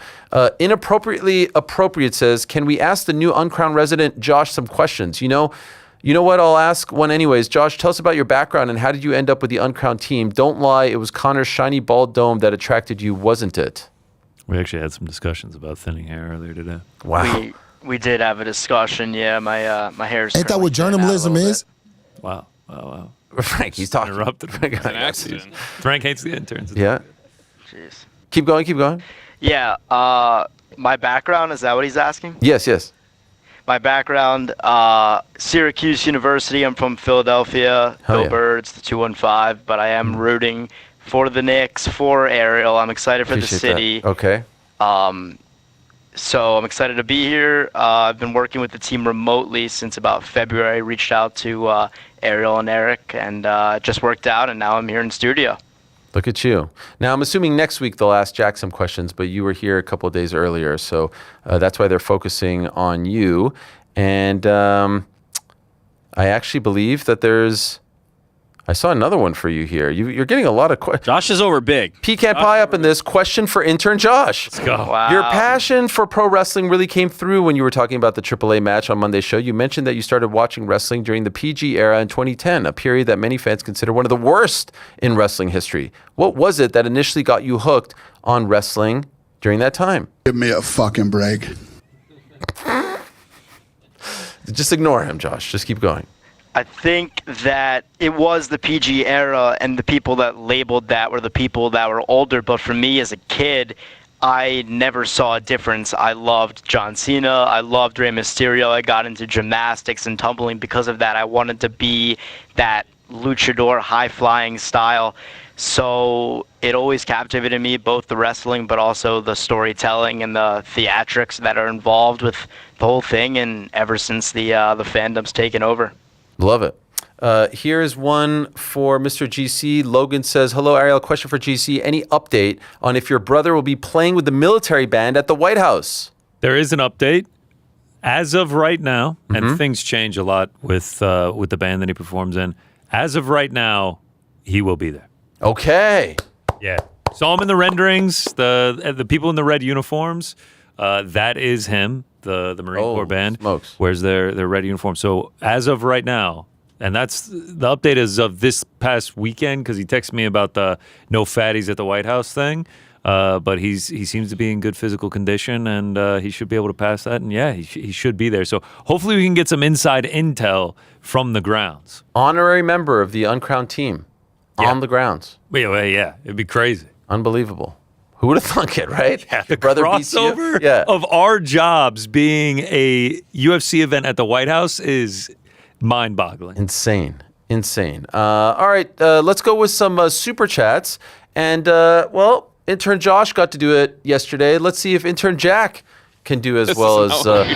yeah, let's do it. I know it wasn't rehearsed. Jack's freaking out. You're being thrown into the fire here, Jack. He's sweating I didn't have him at first, but we're good now. You're good? You feel good about this? Yes, very good. This is big. This is big. This is bigger than being on the Super Bowl broadcast, but you're ready for this. I think you're going to knock it out of the park. Here we go. For sure. So Jay Watt says, good luck to your Knicks tonight with the World Cup starting soon. Any football podcast media recommendations to consume 8 days out? P.S. Canada roster reveal by TSN was emotional and well done. I agree. Frank, you cut him off there real quick or what? No, that he's was in me. control of that. Okay. I thought it was great.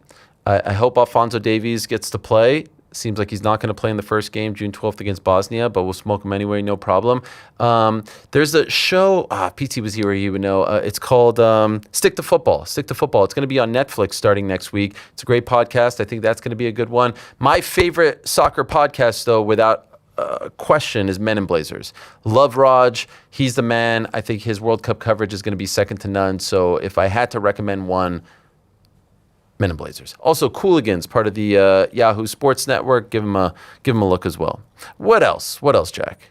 Shivs 2K says, do you think Kenny Atkinson thinks his team is still playing? Analytically, of course. Yeah. Your boy Kenny, Rick, is getting all kinds of strays, but almost deserved, would you say? Kenny Atkinson? Yeah, the analytically stuff. Doesn't deserve them? No, I say it is deserved. Oh, yeah. The dude said the dumbest shit you could possibly say as an NBA head coach. All deserved.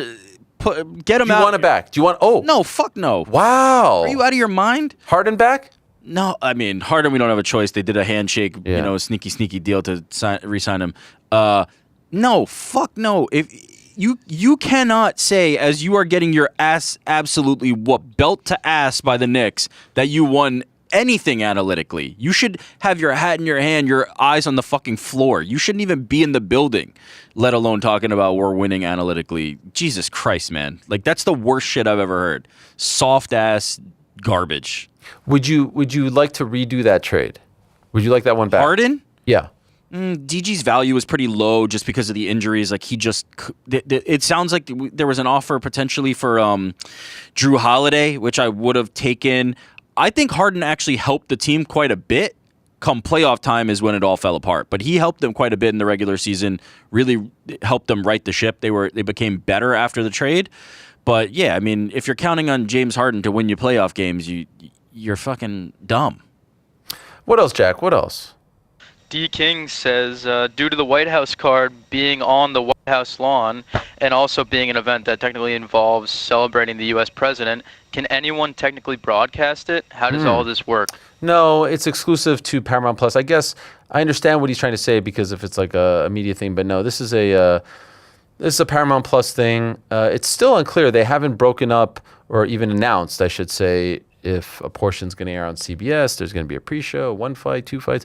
But I feel confident saying you can watch the whole thing on Paramount Plus. The question is, are they going to use CBS to try to get people over to Paramount Plus for the main, co-main, etc.? But no. Sources tell me, please. David.Ellison at Paramount.com emailed me and said, most likely not going to be on CBS. Wow. Okay. Yeah. They want all the eyeballs. I thought a pre-show should have been on there, maybe 1 fight or 2, but all right. Interesting. I'm glad they listened to me. I mean, you know.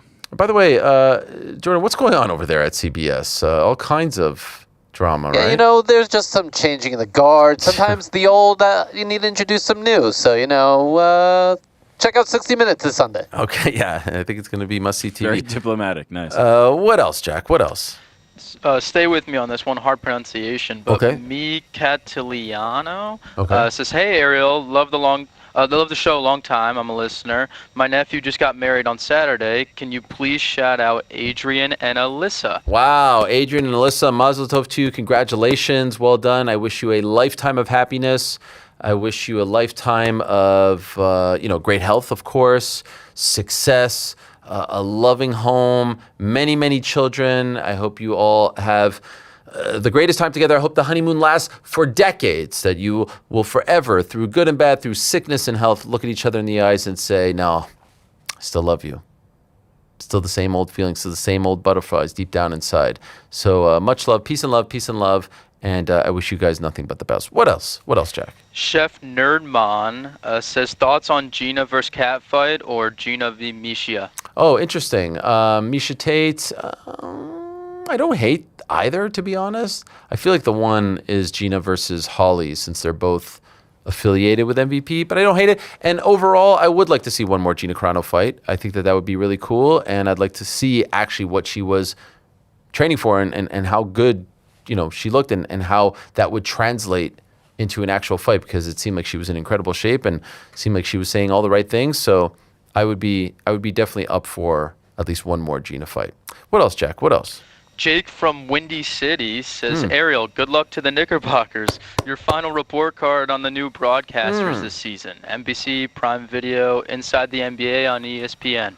Okay. I have said before, very good question. I have felt like Inside the NBA has lost a little bit of its fastball. Ernie Johnson, I think, is still phenomenal. But it feels like at times the others, adding Draymond Green into the mix. Prime, I like the Prime analysts very much. I wish they would dress up a little bit more. I don't like the whole super casual look. I felt technically the Prime broadcast at times was like, there was a delay, it was out of sync, the colors were off, stuff like that. I love the NBA on NBC. I think Tirico is great. I'm a fan of the halftime crew. I thought Melo, T-Mac, and Vince were fine. I know they got some flack at the end there. But overall, I think the NBA is in a great place. I saw the ratings, the highest since, I think, 98. And obviously, it's on different platforms that they can combine it all together. But I think these finals are going to be the hot, most viewed ones, definitely since the Warriors-Cavs series, and maybe even before that. And ultimately, the best duo is Breen and Clyde. And I'm just so happy that Breen is going to be calling the games for ESPN. And I think Legler and RJ the three of them have turned into a great team. Last year, they were kind of trying to find their voice. And so I'm very happy that it's on ESPN/ABC. They are the gold standard as of right now. I wish they didn't change their music. Remember the old music, Rick? Dun dun dun dun dun dun dun dun dun dun dun dun dun dun dun. I thought that music was way better than what we have now. You know what I can't wait for tonight? That's nostalgia. It was good, but they always do a great intro, like about the NBA Finals. Oh, I can't wait for that. It's gonna be sick. Oh, it's gonna be very good. I can't wait. What else, Jack? What else? Mikey C. Garcia says, saludos desde Mexico a Dakota. Okay. How the fuck does he do that? By the way, nice Spanish. Nailed it on the first try. Thank you. Syracuse. Spanish? Syracuse written, yeah. Hell yeah. What else, Jack? What else? Morris2896 says, is there issues between you and Turkey? I've asked this question before and you gave a political answer, but can you talk about worker rights with Turkey events? Does he mean Turkey like the country or Turkey al-Sheikh, Jack? Any idea? Can you clarify that for us? You're really being thrown into the fire here. I'm honestly not sure. I don't think he means the country. Maybe he does if they're talking about political stuff. Yeah, I don't know. Not sure. That's a weird one. How about you write us back and let us know what you think? Tell us if is it Turkey the country or Turkey the guy, and then I could weigh in. All right, that's my not for you, for the guy who sent in the question. What else? What else, Jack? What else? Yeah, Personal Stash says, thanks for having Dakota on again. She's such a good interview. Did she pay for that water ad? She absolutely didn't. They sent us some, so full disclosure, but no payment. Peace and love, peace and love. It's great water, by the way. I enjoy it. You guys enjoy it back there? Yeah, Downed it it, was good bro. water. Gone. Great. It's been well received. What else, Jack? What else? Ariel, can you cut a 10-7 promo on my friend Jaden and tell him why the Knicks beat the Spurs? I don't want to do that. We're humble and hungry. We just want to win. No beef here. They're a great franchise, won 5 of 6, and I feel quite confident that they're going to win many more. They have a great young nucleus. I just feel in my heart of hearts that we're a little deeper, that it is our time, that I'm not going to say our guys want it more, but, these guys have been scratching and clawing. Kat, Jalen, Mikal, Josh Hart. Mikal, obviously lost in 2021 against the Bucks. Clarkson's been in the league for a long time. It's not a lot of youngsters on this team, so to speak. Young-ish, but not, first, second, third year players. We got to win one on the road, and then I'll feel really, really good about where we stand. One on the road, but no beef with San Antonio. Great fan base, great arena, great history. We need to get them back for 99. The Cup was a big win, and this is, with all due respect to San Antonio, this is not about you. This is about us. This is about healing wounds and finally getting one. You're just in the way. And so let's get this done. And please, may we all die in peace. What else, Jack? What else? Yes, Sammy says, Ariel, please stop apologizing for taking a short time on every show to talk about the New York Knicks. It's your show, and you can talk about whatever you want. Wow, Sammy, thank you so much for that. I do feel guilty. I don't want to, hijack the show, but I also feel like, if you watch the show, you're invested in our lives, and this is something that really, really, really, really, really means a lot to me. And, we try to keep it on, I'm not having guests on to talk about just the Knicks and, let's break it down, even though I'd love to. So I understand what you're here for, but I'd be lying to you if I wasn't thinking about, the fact that in 4 hours this game is about to start and I'm going to be a ball of nerves. But I also am not dreading it. It's amazing that it's June 3rd and we're alive. A year ago today, guys, I was sitting in this chair and one of you, I don't remember who it was, maybe Jordan, put in Slack that they had fired Tibbs. A year ago today, June 3rd, they fired Tibbs. And so who would have thought a year later, after, Jason Kidd can't come, Billy Donovan won't come, this guy, it's Mike Brown, and we're playing in the finals against the Spurs of all teams. So very, very, very grateful. Did you guys see that promo with Clyde? Did anyone see that? Getting fitted for the suit. How good is that? They got the look. Who's better than Walt? So good, man. I watched. Incredible name, incredible guy. Brought it down to younger Walt today, and it just came down the eye right there, down the cheek. Very emotional stuff. What else, Jack? What else? This guy's got a confusing name, so I'm not even pronounce it. Okay. But intern Josh Summer takeover starts now. It's the summer of Josh and Jack. Okay, yeah. Well, how do you feel about this, Jack? You just had to put over your counterpart there. No, I don't mind it at all. Josh has been absolutely killing it. Okay. No problem with it at all. I think you are as well. Sense of pitting against each other here. No, I didn't write that. I know, but you were like, how do you feel about having to gas up your counterpart, your arch rival, your nemesis? It's adorable. They rehearsed their response to this. Never said any of those things. I just Who wanted to is know. the most elite coming out of Syracuse? I'm going with who's taller. Oh, there will be some sort. There's going to be a final exam. There's no doubt about that. But we're just getting warmed up here. This is all part of the. Frank already said all of this to them. The elaborate You're late. ploy. I want to see a notebook and a pencil around here. I have some thoughts, but we'll get there in due time. What else, Jack? What else? Alexander Simon says Frank is about to be replaced by a guy who can actually read. I'll have you know. I'm Googling last night to see if I have dyslexia. Wow. Maybe this is what I need. The interns had to come in here, and I'm like, maybe there's something actually wrong with me. How do you feel about your role being taken away here, Frank? So, I never asked for that role. You just kind of assumed it? Just became a thing. Okay. But I have never been more upset. Okay. So it's weird, right? I didn't ask for it, but now that it's being taken away from me, I'm like... Is there any friction, guys? Do you feel friction from Frank? They had nice office chairs earlier. Yeah. Swapped them shits out for some Those are folding squeaky ass things. shit chairs. Yeah, I definitely noticed a little bit of friction. He took away the good chairs, came back in with the kind of the shittier You gotta chairs. earn those. They're like You earn the white They're chairs. within 2.5 feet of Frank right now. They're cramping his style. Earlier, Frank saw my shirt. It says New York or nowhere. He goes, Knicks or nowhere. I was like, nah, man, New York or nowhere. He's just like, God damn it. I was like, man, you're never gonna beat the can't read allegation. We still love you though, Frank. You do a great job. I don't know what you do, the engineering and the producing and all that. If we could just get the podcast up in time, it would be appreciated. It's all the life of an A2. Please also include the video on Spotify. That too. Oh, we're getting a text later tonight. Yeah, you are. But all the nice things you guys said last night just got flushed down the... No idea what you're talking about. What else, Jack? What else? Yeah, I think that's it. Oh, okay.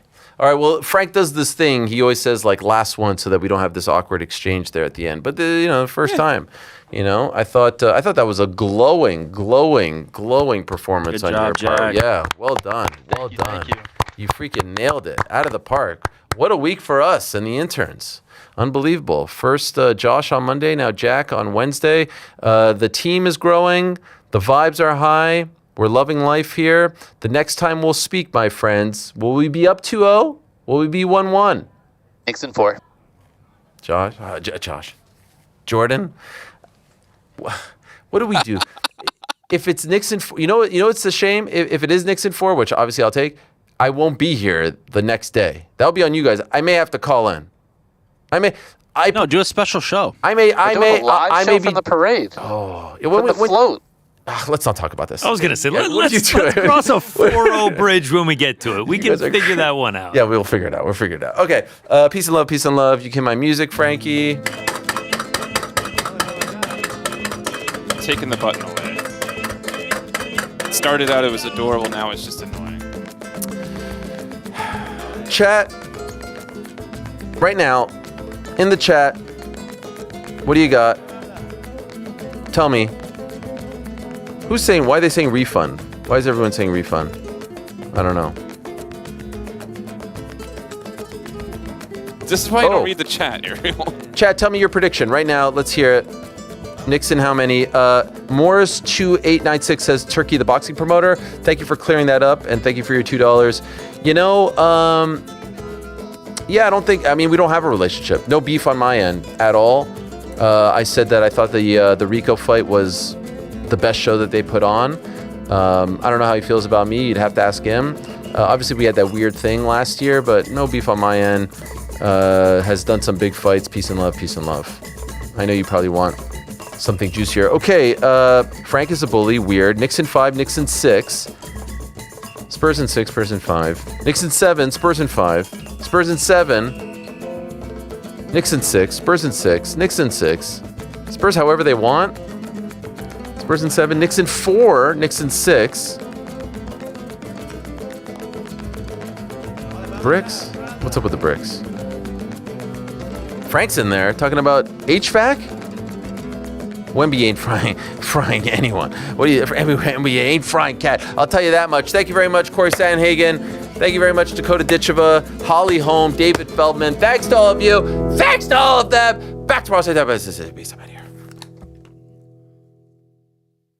Federal fucking prison.